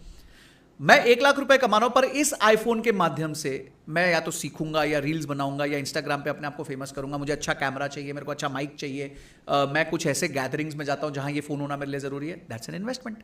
करेक्ट। तब आप ₹1,00,000 में भी करोगे। तो फ्रूगैलिटी इज नॉट चिंदीगिरी, frugality is not saving money, frugality is clearly knowing what am I investing this for, what am I putting this for, is it for fun? If it's for fun तो वो rule होना चाहिए कि भाई इतनी कमाई में इतना ही फन हो सकता है। ठीक है, और अगर इन्वेस्टमेंट है तो फिर कमाई नहीं, फिर देखना है कि पोटेंशियल इस इन्वेस्टमेंट से मैं क्या कमाने वाला हूं, रिटर्न क्या है। अगर मैं एक रील बना के ₹10,000 चार्ज कर सकता हूं तो मैं ले लूंगा ₹1,50,000 का फोन, कोई प्रॉब्लम नहीं है। ठीक है, पर अगर मेरे को पता है मैं तो इसमें वही व्हाट्सएप करना है, वही उबर को बुलाना है, वही स्विगी करनी है, वही जोमेटो करना है, तो काहे ₹1,00,000 खर्च कर रहे हो, ₹1,50,000 खर्च कर रहे हो। 15,000 का फोन ले लो, 20,000 का फोन ले लो, रिफर्बिश्ड फोन ले लो, है ना। तो मैं तो बहुत इन सब चीजों के लिए रहता हूं कि रिफर्बिश्ड आइटम्स लो। किसको पता है आपके पास रिफर्बिश्ड है कि एक्चुअल है? Who can tell looking at my phone कि भाई ये रिफर्बिश्ड है कि नहीं है? करेक्ट। ठीक है, आपको बस, हाँ ठीक है, एक आधा जनरेशन पुराना मिल जाएगा, क्या फर्क पड़ता है आपको, भाई मैं तो पहले से एप्पल का यूजर हूं, तो वो भी वैनिटी क्रिएट कर सकते हो, and you don't have to answer to anyone at the end of the day. तो ये हो गया पहला पिलर फ्रूगैलिटी का। दूसरा हो गया learn to create multiple sources of income.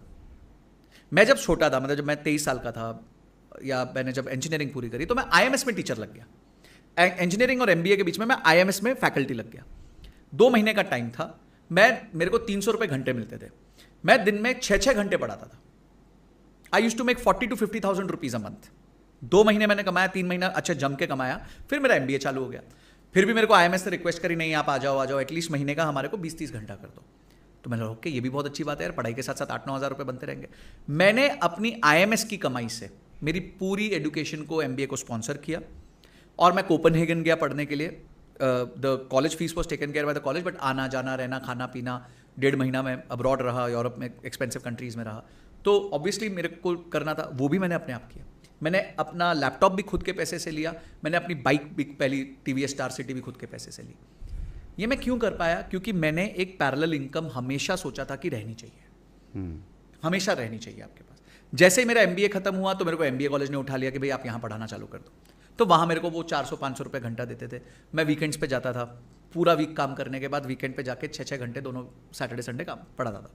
तो 12 आवर्स इंटू 500-6,000 रुपीज वीकेंड्स पे कमाता था। आज भी आप वही वाला स्किल सेट कहाँ से कहाँ जुड़ जाता है, आज भी आप पढ़ा ही रहे हो? आज भी मैं पढ़ा रहा हूँ। I always wanted to be a teacher. तो वो मेरी स्किल ऑन रही। फिर मैंने CFA पढ़ाना चालू कर दिया। जब मैं CFA अचीव कर गया तो मैंने CFA पढ़ाना चालू कर दिया एक इंस्टीट्यूशन में। तब मेरी चार्जेस हो गए 2,000 रुपये घंटे के। तो वो मेरे को है था कि ठीक है 10 घंटा भी पढ़ाओ, 20,000 रुपये बन गए। अब 20,000 is what? 20,000 is may be your entire petrol, EMI of the car. आपकी कार कंप्लीटली फ्री हो गई। क्या करने से? 10 घंटे देने से। तो मैंने एक खर्चे को नॉक ऑफ कर दिया। तो हमेशा लाइफ में ये देखो कौन सा खर्चा नॉक ऑफ हो रहा है। ये मत देखो कि यार ये 2,000 से थोड़ी ना मैं अमीर बनूंगा, ये 5,000 से थोड़ी अमीर बनूंगा। एक एक खर्चा नॉक ऑफ करते खर्चा नॉक ऑफ कर। अगर आप 1 लाख रुपए की FD करके 500 रुपए महीना कमाते हो, तो आपका नेटफ्लिक्स फ्री हो गया, आपकी महीने की चाय फ्री हो गई। ठीक है, यही 1 लाख जब 5 लाख बन जाएगा तो आप दिन का, महीने का 500 की जगह हो सकता है आप 2,000 रुपए कमा रहे होगे, 1,500 रुपए कमा रहे होगे। तो उस दिन हो सकता है आपका पूरे महीने का पेट्रोल फ्री हो जाएगा। तो लाइफ ऐसे ही बढ़ेगी। मेरी कौन सी पहले दिन पूरी इनकम थी, पैसिव इनकम थी। तो हर कोई भी इनकम हो, उससे आप कौन सा खर्चा नॉक ऑफ कर सकते हो, उस पर फोकस करो। ये मत लाइफ सबको छोटा ही रहने वाला है। शुरुआत मोटिवेशन बना रहेगा, बिल्कुल। उसमें आप प्रोग्रेस देखोगे, अरे वाह यार, अभी पिछले साल जो इनकम थी उससे अपन ने नेटफ्लिक्स निकाल दिया, इस बार नेटफ्लिक्स भी निकाल रहे, पेट्रोल भी निकाल रहे, अगले साल मैं गाड़ी की EMI भी निकालूंगा। और गोल्स लिखो। देखिए मैं मैनिफेस्टेशन पे बहुत बिलीव करता हूं। जो आप यहां रजिस्टर कर दोगे, जिसको आप विजुलाइज करोगे, जिसको आप एक इवेंट के साथ लिंक कर दोगे लाइफ के, अगर आप ये कह देते हो कि भाई ये मेरे लिए बहुत इंपॉर्टेंट है कि मुझे मेरे पिताजी को जब वो 60 साल के होंगे उससे पहले एक गाड़ी गिफ्ट करनी है, भाई मेरे को छोटी सी सही, एक स्विफ्ट डिजायर ही सही, पर मेरे को उनको गाड़ी देनी है, मेरे पिताजी जिंदगी भर स्कूटर पे चले हैं, तो वो ना फिर पूरी कायनात लग जाएगी आपके साथ, क्योंकि आपने लिख दिया है, आपने उस गोल को अटैच कर दिया। फिर you will reverse work, find a way, opportunities will flow to you. कोई ना कोई फोन करेगा, यार तू वीकेंड पे फ्री है क्या, थोड़ी कोडिंग कर देना यार, अगर आप कोडर हो तो। अरे यार एक ये वो वायर फ्रेम बना देना, मेरा प्रोडक्ट बना देना, थोड़ा ले ले 20,000 रुपये। बोले अरे वाह यार, ये तो पैसे आने लग गए। तो think positive, be positive, always think of manifestation. And ये फ्रूगैलिटी सेकेंड हो गया आपका साइड इनकम। थर्ड हो गया habit of investment, even if it is 500 rupees a month. Habit of investment, SIP करो करो करो करो करो, मत छोड़ो। ठीक है, क्योंकि आज जो 500 है ना, वो कल 5,000 होगा, परसों 50,000 होगा, और फिर 5 लाख भी हो जाएगा। और कंपाउंडिंग का इफेक्ट 7 से 8 साल में आता है। 7-8 साल आप पैसे डालते रहोगे, एक हैबिट बन जाएगी। मेरी जो मैंने फर्म रखी तो उसका नाम रखा प्रॉफिट्स फर्स्ट। तो profits first is a mindset. Profits first का मतलब यह है कि मैं खर्चों से पहले प्रॉफिट निकालूंगा। क्यों? फिर खर्चे रेगुलेट हो जाते हैं। अगर मैं खर्चों के बाद प्रॉफिट निकालूंगा तो profit is questionable item, right, कि भाई होगा या नहीं होगा। पर अगर मैं पहले दिन बोलूंगा 100 रुपए आए ना, ये 5 रुपए मेरा प्रॉफिट है यार, अब 95 में खर्चे निकालो, तो अपने आप है ना वो it will fit into 95 rupees. अगर आप खर्चों को 100 रुपए की स्पेस दोगे तो वो 100 रुपए ले लेंगे, 95 रुपए की स्पेस दोगे तो 95 लेंगे, 90 की स्पेस दोगे तो 90 भी ले लेंगे। ये खर्चों की नियति है। तो आप खर्चों को रोकना चाहते हो तो आप प्रॉफिट्स फर्स्ट अप्रोच पे आ जाओ, कि पहले प्रॉफिट निकालो फिर खर्चों पे फोकस करो। हमारे घर में भी यही होता था, मम्मी कुछ पैसा रख लेती थी रेनी डे फंड के नाम से। बिजनेसेस में भी ये होता है, उनके अकाउंट्स होते हैं, वो ओनर बोलता है यार ये अकाउंट को तुम नहीं देखोगे, ये तुम्हारा अकाउंट ही नहीं है, क्योंकि उसको भी पता है यार आज प्रॉफिट निकाल लो, कल को कुछ ऊपर नीचे हो गया तो आज हमारे पास कुछ रेनी डे फंड होना चाहिए। सो ये मेरी 3 मेजर अप्रोचेस है और यही मैं करता आया हूँ और यही मैं कर रहा हूँ। मैं पिछले 9 साल से SIP कर रहा हूँ, आज भी SIP कर रहा हूँ, कल भी SIP करूंगा। आपके पूरे मेरे को पता है आपका नेटवर्थ अराउंड 10 करोड़ से जो क्योंकि कहीं और आपने बताया था। अब ये बताओ उसमें से SIP कितना है? So today in terms of mutual funds I own around 6 crores of mutual funds and monthly मेरा अभी भी 3 से 3.5 लाख रुपया महीना I invest into SIPs और to reach 25 crores at the age of 50। आज से 10 साल बाद ये जो 5-6 करोड़ का नंबर है, 6 करोड़ के आसपास का नंबर है, शुड रीच 25 ईयर। तो अगर आपने और कितने परसेंटेज रिटर्न पे ये पैसा जो है वो 25 आज जो मेरा IRR जिसे हम कहते हैं, जो जब से मैं पैसा डाल रहा हूँ, कभी ज़्यादा डाला कभी कम डाला, एक आधी बार रोटेशन किया, सब कुछ किया, तो वो 18% के आसपास मेरा रिटर्न बन रहा है 8-9 साल से। और ये सिंपल SIP म्यूचुअल फंड में जाकर के आपका 18% बन रहा है। बहुत लोग बहुत बड़ी कंपनीज चलाते हैं और 18% का रिटर्न नहीं निकाल तो मैं आपको 4-5 एग्जांपल देता हूँ। रिलायंस का return on capital employed is 10%। HDFC का return on capital employed is 8%। Trent का जो टाटा की कंपनी है उसका रिटर्न ऑन कैपिटल, जिसका जूडियो है, return on capital employed is 15%। और मारुति का return on capital employed is around about 20-22%। और हाँ, सो ये मैंने कुछ आपको जैसे 4-5 कंपनी, तो ये 5 कंपनीज में से मारुति छोड़ दें तो बाकी सब सारी कंपनी मुझसे कम पैसे बना रही है। हाँ। तो देखिए ये अनईजी ये जो एक्सपेक्टेशंस जो मार्केट ने खराब करी है ना, खासकर ऑप्शन ट्रेडर कम्युनिटी ने, मैं खुद भी बहुत हैवी ऑप्शंस ट्रेडर हूं, जम के ऑप्शंस लिखता हूं, बट मेरे ना गलत एक्सपेक्टेशन नहीं है मार्केट से। मैं ज्यादा नहीं, ज्यादा देर कमाना चाहता हूं because I understand the power of compounding. मैं 2-3 एग्जाम्पल्स देता हूं। पहला एग्जाम्पल है कि आजकल टेलीग्राम पे लोग आते हैं, भाई हम आपको दिन का 10% बना देंगे, आप 50,000 रुपए दो, हम 5,000 रुपए दिन का बना देंगे।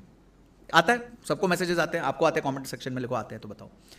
तो मैंने एक मैथ करी, मतलब यार ये क्लेम मार रहे हैं, the math should back it up, simple सी बात है। तो मतलब अगर मैं 1 रुपया लगाता हूं और साल भर में वो 10% डेली कंपाउंड करता है, क्योंकि ये तो 10% का ही कमिटमेंट कर रहे हैं, तो वो साल के एंड में कितना हो जाएगा? 250 ट्रेडिंग सेशंस होते हैं। आपके हिसाब से कितना हो जाएगा? 250 इंटू 5,000? नहीं, मैं कंपाउंड कर दूं। अच्छा, अगर उसको कंपाउंड कर तो दूं, फिर भी एक एस्टिमेट 1 रुपया कितना बन जाएगा? 1 रुपए की बात कर रहा हूं, 1 करोड़ की बात नहीं कर 1 रहा हूं। रुपया बन जाएगा कितना? 1 लाख? 1 लाख, ओके। और कोई एस्टिमेट थोड़ा सा? 5 250 दिन 10% से कंपाउंड कर रहा है एवरी डे, 5 लाख? ये बन जाएगा 2300 करोड़। 2300 करोड़? 1 रुपया, 1 करोड़ नहीं, 1 रुपया अगर 250 दिन 10% से कंपाउंड किया, यानी अगर आपने 10 मैंने 50,000 रुपए लगाए पहले, 10% रोज कमाते रहे तो वो 2300 करोड़ हाँ, गुना वो हो जाएगा। 5,000 जो कमाया वो वापस मैंने कैपिटल में डाल दिया। भाई मैं तो डालूंगा, मैं लालची आदमी हूं। हाँ, मैं तो चाहूंगा कि मेरा कैपिटल भी ग्रो करे, तो वो 5,000 अगले दिन 5,500 हो जाए। तो 2300 करोड़ आपने बोला? Yes sir. 1 रुपया, 1 करोड़ नहीं कह रहा हूं मैं, 1 रुपया 250 दिन के बाद 10% कंपाउंडिंग पे 2300 करोड़ हो जाएगा। ये मूर्ख बनाने का धंधा है। क्योंकि हम सोच नहीं पाते। हम देखिए, हमें ना स्टेटमेंट्स पे चले जाते हैं। वो एक प्रोटोकॉल होता है ना, ट्रस्ट बट वेरीफाई। तो आप ट्रस्ट को, ठीक है, किसी ने बोल दिया, अब मैथ तो कर लो यार। अगर ये कर सकते तो अंबानी के पास इतना पैसा हो तो कहां पहुंच जाएगा? और ये जो बैठा है ये टेलीग्राम ग्रुप थोड़ी चला रहा होगा। हाँ, वो थोड़ी, और इनका तो फंडा ही अलग है, इनके सिस्टम्स अलग है। तो पहले तो अनरीजनेबल एक्सपेक्टेशन मत रखो किसी भी चीज से। अगर रिलायंस 9-10% का ROCE निकाल रहा है, बैंक्स 7-8% का निकाल रहे हैं, बड़ी बड़ी कंपनीज 15 से लेकर 24% का निकाल रही है, तुम कौन से चौधरी हो यार? हाँ, एक चीज हो सकती है। क्या हो सकती है? उसका भी एग्जाम्पल देता हूं। वॉरेन बुफे की कंपनी है बर्कशायर हैथवे, 1965 से लेके आज 2024, यानी मोटा मोटी 60 साल, 20% एनुअलाइज्ड रिटर्न दिया है। तो अब बोलो बहुत ही कम रिटर्न है यार। अब मैं आपको इसका नंबर भी बता देता हूं। अगर आपने 10,000 रुपए डाले होते 60 साल पहले उनकी कंपनी में, तो आपके हिसाब से आज वो कितने होते हैं? 20% सालाना ग्रो हो रहा है। 5 करोड़? 5 करोड़, वो नंबर होता है 150 करोड़। वाह, ये मैजिक कंपाउंडिंग का। तो ये जो इंस्टेंट ग्रेटिफिकेशन जो है ना, जो ये FNO मार्केट देता है, जो अनरियलिस्टिक रिटर्न के पीछे जो आदमी भागने लग जाता है ना, कि 50,000 रुपये लगाए हैं ऑप्शंस बाय करके और 5,000 रुपये बना लूँ किसी तरह से एंड ऑफ द डे, जिसमें 5,000 का लॉस होगा उसको कवर करने जाएगा, दोबारा से लॉस हो जाएगा उसको, जो कैपिटल से भी हाथ धो पाएगा। ये इंस्टेंट ग्रेटिफिकेशन के ही चक्कर में कहीं ना कहीं आज के डेट में जो लोग जो इतना रिटर्न बना रहा होगा वो एज वी डिस्कस वो कभी जो है सोशल मीडिया पे आकर के सिखा नहीं रहा होगा, और जो सिखा रहा है वो साथ में ये भी बता रहा है जो हमें सुनना चाहिए कि भैया ऑप्शंस में भी एक रिटर्न का परसेंटेज लेकर के चलो अगर ऑप्शंस ही करना है। बट जो आपका खुद का जो म्यूचुअल फंड का रिटर्न्स है 18-19% जो बड़े बड़े कंपनी नहीं बना पा रहे, वो अगर आपको म्यूचुअल फंड या सिप बना करके दे रहा है तो उस पर फोकस करना बहुत ज़्यादा समझदारी है। सिंप्लिसिटी का कई बार जो है ना कोई भी तोड़ नहीं होता है। बिल्कुल सही है। देखिए तरुण जी, अगर मुझे एक्स्ट्राऑर्डिनरी रिटर्न्स कमाने हैं तो एक तरीका तो है कि मैं रोज एक्टिव हो जाऊं, और जब एक्टिव हो जाऊंगा तो मतलब मैं सिर्फ काम करता रहूंगा, एक्टिविटी रहेगी, रिटर्न्स नहीं रहेंगे। ऑप्शंस में आप कितना भी हो हल्ला कर लो, ठीक है, आप कितना ही रिटर्न निकाल सकते हो, मेरे हिसाब से आप 24-30% से ऊपर सस्टेनेबली रिटर्न्स नहीं निकाल सकते। सस्टेनेबली आप 24-30% से ऊपर रिटर्न्स निकालना नामुमकिन है। अब उस रिटर्न्स के लिए आप दिन भर एक्टिव रहोगे, अपना हार्ट बीट बढ़ाओगे, टेंशन लोगे, बहुत सारे इश्यूज होंगे, आपकी फैमिली में प्रॉब्लम हो जाती है, थोड़ा कैपिटल जाएगा, आपका मूड खराब होगा, तो आपके लिए तो वो ट्रेडिंग है, उनके लिए ट्रॉमा है, ठीक है, क्योंकि आप जब रूम से निकलोगे 3:30 बजे आपका मुंह लटका होगा। तो ये सारी चीज़ों को अवॉइड करने का सबसे अच्छा तरीका है कि आप SIP करो, लॉन्ग टर्म इन्वेस्टमेंट करो, कंपाउंडिंग का फ़ायदा लो, और कंपाउंडिंग का फ़ायदा ले लेके उसके बाद जब आपका कॉर्पस बन जाता है तो उसमें से विड्रॉल करना चालू करो। किसी भी बिजनेस में एक्साइटमेंट से पैसा नहीं बनता। क्या आज रिलायंस में एक्साइटमेंट है? कोई एक्साइटमेंट नहीं, वही तेल का कुआं है, वही काम है, वही एम्प्लॉय सुबह आता है, उसको पता है मेरे को दिन भर में क्या करना है, तो रिलायंस आज जम के पैसा बनाता है। एक्साइटमेंट और नॉन एक्साइटिंग बिजनेसेस का स्प्लिट रिलायंस की दुनिया में हमने देखा जी। पास्ट में एक्साइटिंग बिजनेसेस हाँ जो थे वो शायद उतना अच्छा, क्या वो बैंक्रप्सी पे चले गए, लेकिन जो नॉन एक्साइटिंग बिजनेसेस थे वो आज भी खड़े हुए हैं और बहुत बड़े बने। बिल्कुल, और वो सालों साल सदियों से बड़े। मैं आपको रिलायंस का एग्जांपल देता हूँ। उन्होंने एक फंड लॉन्च किया था रियल एस्टेट के लिए, and it was run by none other than Anand Jain, जो एक लेजेंड है, ठीक है। एंड रियल एस्टेट में उन्होंने वो फंड लॉन्च किया था, and it didn't do well, ठीक है। तो ऐसा नहीं है कि अगर आपने कोई एक सेक्टर में अच्छा किया है तो आप नेसेसरली दूसरे सेक्टर में भी अच्छा करेंगे ही करेंगे। जियो जब उन्होंने खड़ा किया है तो जियो स्टार्ट करने से पहले 10 साल की मेहनत है।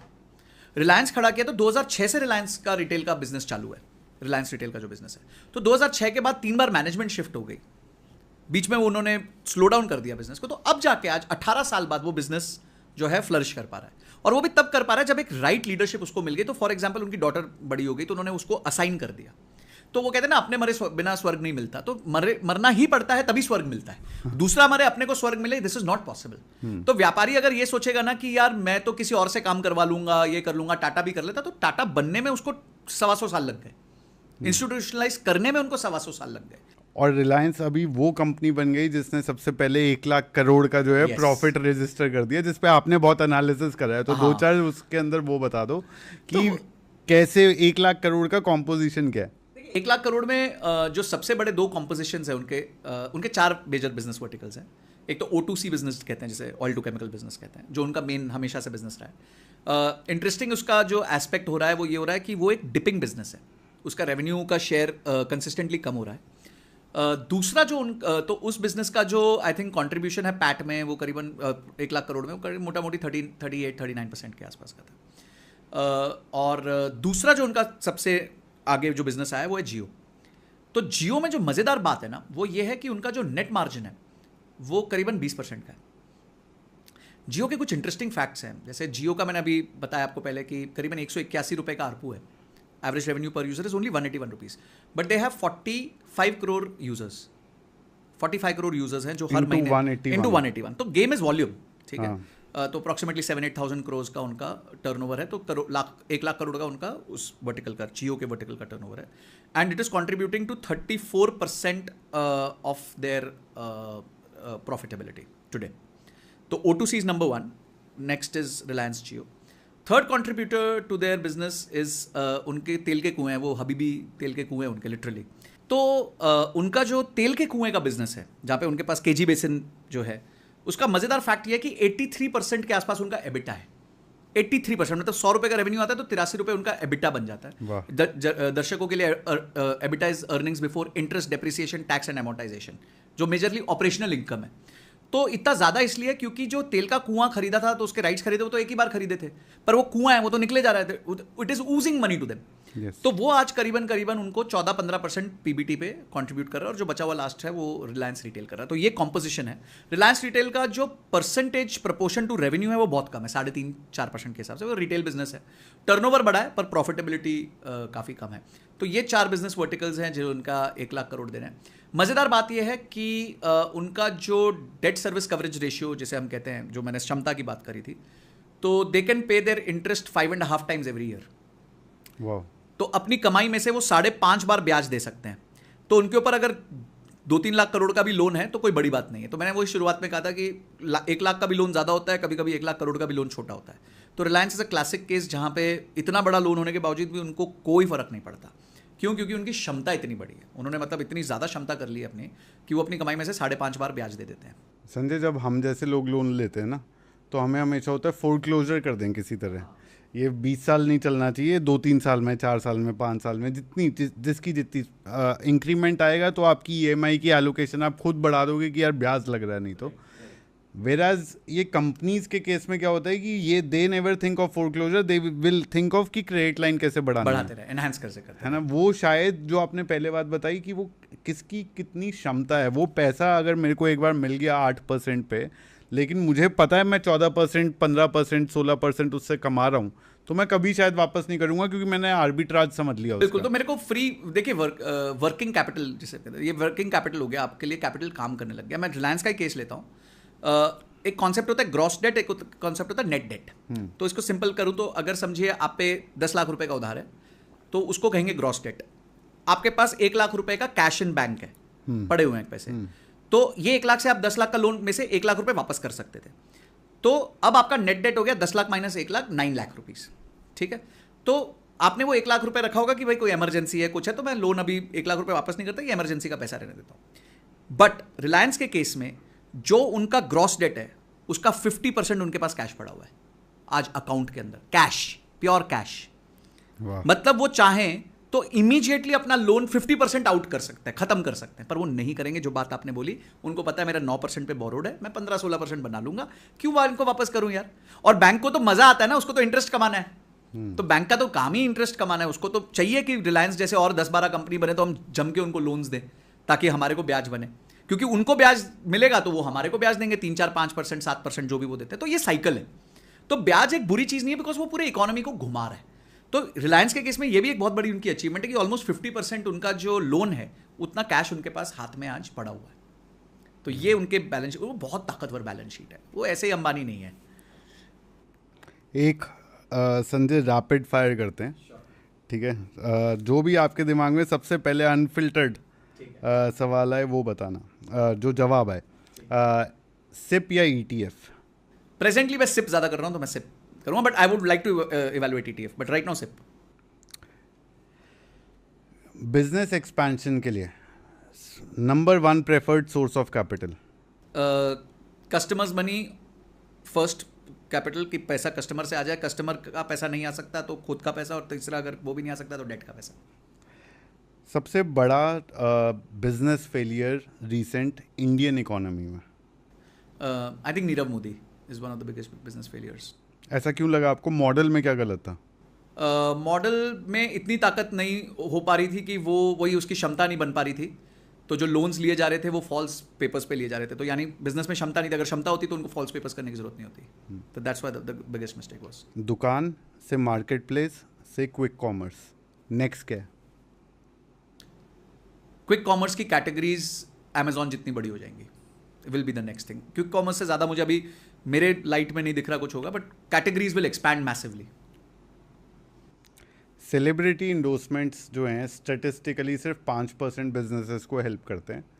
कौन से बिजनेस को सेलिब्रिटी इंडोर्समेंट के लिए जाना चाहिए और किसको बिल्कुल नहीं जाना चाहिए? अगर आप छोटे बिजनेसेस हो तो आपको माइक्रो इन्फ्लुएंसर्स पे जाना चाहिए, जिनकी डायरेक्ट आपकी ऑडियंस के साथ इन्फ्लुएंस है। और उसमें भी एकदम मैसिव इन्फ्लुएंसर्स के साथ मत जाओ, छोटे छोटे नैनो इन्फ्लुएंसर्स पकड़ लो। अगर आप एक बहुत बड़ा ब्रांड हो और आपको एक एंट्री करनी है किसी मार्केट में, तो और आपके पास पैसा है, तो आप एक रिस्पेक्टेबल फिगर को एक सेलिब्रिटी की तरह ले सकते हो। इंटरनेशनली सेलिब्रिटी बिजनेस सबसे अच्छा एग्जाम्पल कौन सा है जिसमें बहुत अच्छा क्लिक करा? आई थिंक जो इनका बिजनेस है प्रियंका चोपड़ा का, anomaly. I think she has done phenomenally well. She is very close to being the first number 1 beauty brand now. Fenty number 1 है रिहाना का, but she is now number 2. And Rihanna को 7 साल हो गए, उनको सिर्फ 3 साल हुए हैं, तो I am sure she will beat Rihanna. अगर एक कंपनी में आपको अगर एक कंपनी में कॉर्पोरेट डेट के लिए इन्वेस्ट करना है तो कौन सी बड़ी 3 चीज़ें देखोगे आप? वही 3 चीज़ें जो बार बार मैं कहता रहा हूँ कि कमाई की क्षमता, असेट की क्षमता and possibility of recurring revenue for the company. हाँ, उसकी कंपनी का. हाँ. ताकि वो मेरे को सर्व हाँ, मुझे देखो, मेरे को क्या चाहिए, मुझे ये चाहिए, मुझे मेरे पैसे ब्याज मिले, मुझे ये चाहिए कि मुझे मेरा प्रिंसिपल वापस मिले, और कंपनी कमाएगी तभी ये हो पाएगा, नहीं तो हो ही नहीं पाएगा. सबसे ये जो पूरा गिग इकोनॉमी में आपका फेवरेट गिग जो आपको लगता है बहुत पैसा बना सकता है फ्यूचर में? AI agencies. I think they will change the world. And my son said a very beautiful thing about AI. बोलते without AI there will be no AI. तो मतलब इसका मतलब क्या हुआ? बोलते without artificial intelligence there will be no active income. इसको थोड़ा समझा ही दो यार. So basically उसका कहना ये था कि कोई भी बिजनेस आप कर रहे हो, एंड ChatGPT-4 Omni ने मतलब होश उड़ा दिए. मैं उसके जो यूज केसेस देख रहा हूँ, खुद पर्सनली देख रहा हूँ, बहुत जल्दी किसी आदमी की जरूरत नहीं पड़ेगी कोई भी काम करने के लिए, ऐसा मेरे को प्रतीत होने लग गया है. तो 4 Omni अभी सिर्फ 2 साल के अंदर इधर पहुंच गया है. तो मेरे बेटे ने यही कहा कि भाई किसी आदमी को जिंदा रहना है लाइफ में, किसी को एक्टिव इनकम कमानी है, तो बहुत जल्दी एक्टिव इनकम कमाने के लिए आपको आर्टिफिशियल इंटेलिजेंस आनी ही पड़ेगी. आपको टूल आना चाहिए, कोई ना कोई स्किल आनी चाहिए आर्टिफिशियल इंटेलिजेंस की, तो ये आपकी एक्टिव इनकम होगी. 5 mega trends for the next 5 years to watch out for. I think energy sector in India will be very जो क्लाइमेट चेंज से जुड़ा हुआ है, because we have to shift from thermal to solar and renewables. So that's first. Second, I think will be infrastructure, road infrastructure. Third will be logistics, extreme ease of logistics होगा, और उसमें मुझे लगता है बहुत प्लेयर्स नए evolve करेंगे. Fourth, I think consumerism will do very well in the next 5 years. I see at least in next 5 years consumerism going to 2.5 times, यानी 16-18% के आसपास का उसका CAGR रहेगा. और पांचवा कौन सा होगा? हाँ, fifth would be exports from India. Yes, I think it will see a massive boost because as compared to China, we are only 15% of what they export. अगर वो 3-3.5 ट्रिलियन डॉलर का एक्सपोर्ट करते हैं, हम करीबन 400-500 बिलियन डॉलर के आसपास है. तो I think that is one place which will see massive boom. So these are the 5 trends to watch out for. जितने आपने आज तक बिजनेस पढ़े, देखे, कंसल्ट करे या कुछ भी करा, आपका favourite business model which just blue your mind away? I think business model की सक्सेस जो होती है, a successful business model has high gross profit, low cost of customer acquisition and extreme potential of recurring revenue. ठीक है, तो ये 3 चीज़ें अगर मुझे देखनी है, तो मुझे जो मैंने आपको एग्जांपल दिया था जैसे आयुर्वेदा का, वो मुझे बहुत अच्छा लगा था. उसमें 92.5% का GP था. PAT was 18 to 19%, which is very high. And third is it is recurring because लोगों का पेट खराब होना है, लोगों को शुगर होनी है, लोगों को BP होना है. तो I think Ayurveda based solutions would do very well. It is really blow my mind because कहीं भी आप 18-20% के पैट की बात करते हो तो एक बहुत सिग्निफिकेंट नंबर होता है.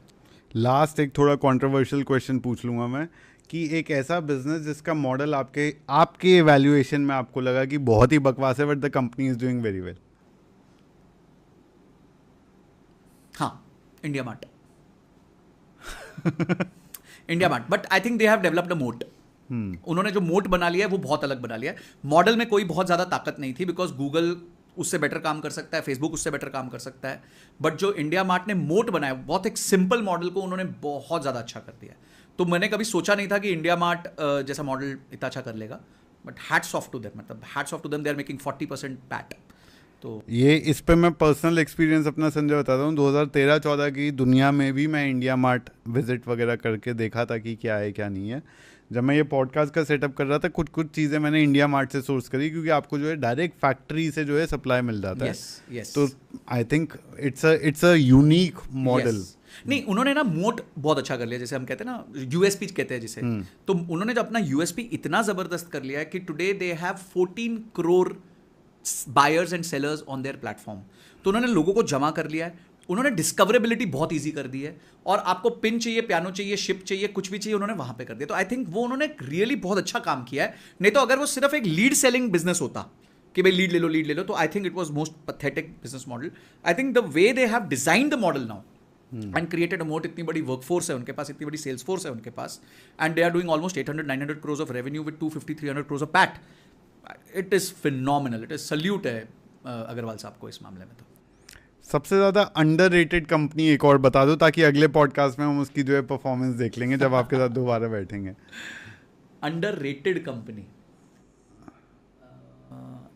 मेरे को आई थिंक अब शायद वो कंपनी बेटर कर गई है, बट कुछ साल पहले जब मैंने उसको देखा था उसने बहुत अच्छा किया है, which is 5-star finance. 5-star finance has done now started doing very well of late, 1-1.5 साल से. बट जब मैंने उसको फर्स्ट टाइम देखा था I was amazed, and I think 2-3 things which really zapped me were 94% of their business was from south, and they were doing 26 to 28% average interest loans. और जो उनका पैट का परसेंटेज था 10% of loan book, I think this really, मैंने बोला यार ये तो मैजिक है जो उन्होंने करके रखा है. And I think with hardly 1.5-2% NPA, तो बहुत ज़बरदस्त बिजनेस मॉडल उन्होंने क्रिएट किया. तो इट इज़ अ वेरी, अभी भी मेरे को लगता है बहुत कम लोगों को पता होगा 5-star फाइनेंस के बारे में. It's a very very good company, very good company. Super. अब संजय, जो हमारे यूज़र्स हैं उनके लिए अगर एक आपको लास्ट पार्टिंग मैसेज बताना है, व्हाट इज, अगर एक मंत्र ऑफ सक्सेस देना है उनको, तो वो क्या होगा? Extreme consistency, persistence, long term thinking, long term thinking broken up into short term actions, and not going for these little gains कि भाई मैं 50,000 लगा दूंगा तो 5,000 बना लूंगा. ऑल दीज थिंग्स, ये सब ना करें. क्योंकि मैं हमेशा कहता हूँ जंगल में सुंदर लड़की चुड़ैल होती है. तो आपको अगर कोई आके ऐसे चीज़ें बताए जो सुनने में बिलीव नहीं हो रहा, तो 99% चांस यही है कि वो गलत है. तो आप ये सब बहकावे में मत आए. वो स्प्राइट बोलते हैं ना, अपनी अकल लगाओ, तो अपनी अकल लगाओ भाई. और wealth is created over long term, always created over long term, but it's the impact shows after 7 to 8 years. उसके बाद आपको मजा आने लग जाता है. बोलते हैं यार ये तो फ्लाइट टेक ऑफ कर गई मस्त एकदम, अब 35,000 फुट पे आ गई. So this is my advice. Life is very simple, we complicated. तो हमें नहीं करना चाहिए, सिंप्लिसिटी से जियो, मस्त रहो. थैंक यू संजय, आपने टाइम निकाला हमारे लिए. हमारा बिल्कुल नया पॉडकास्ट है, फिर भी आपने टाइम निकाला. It is a very valuable podcast. Thank you so much Sanjay. Thank you so much.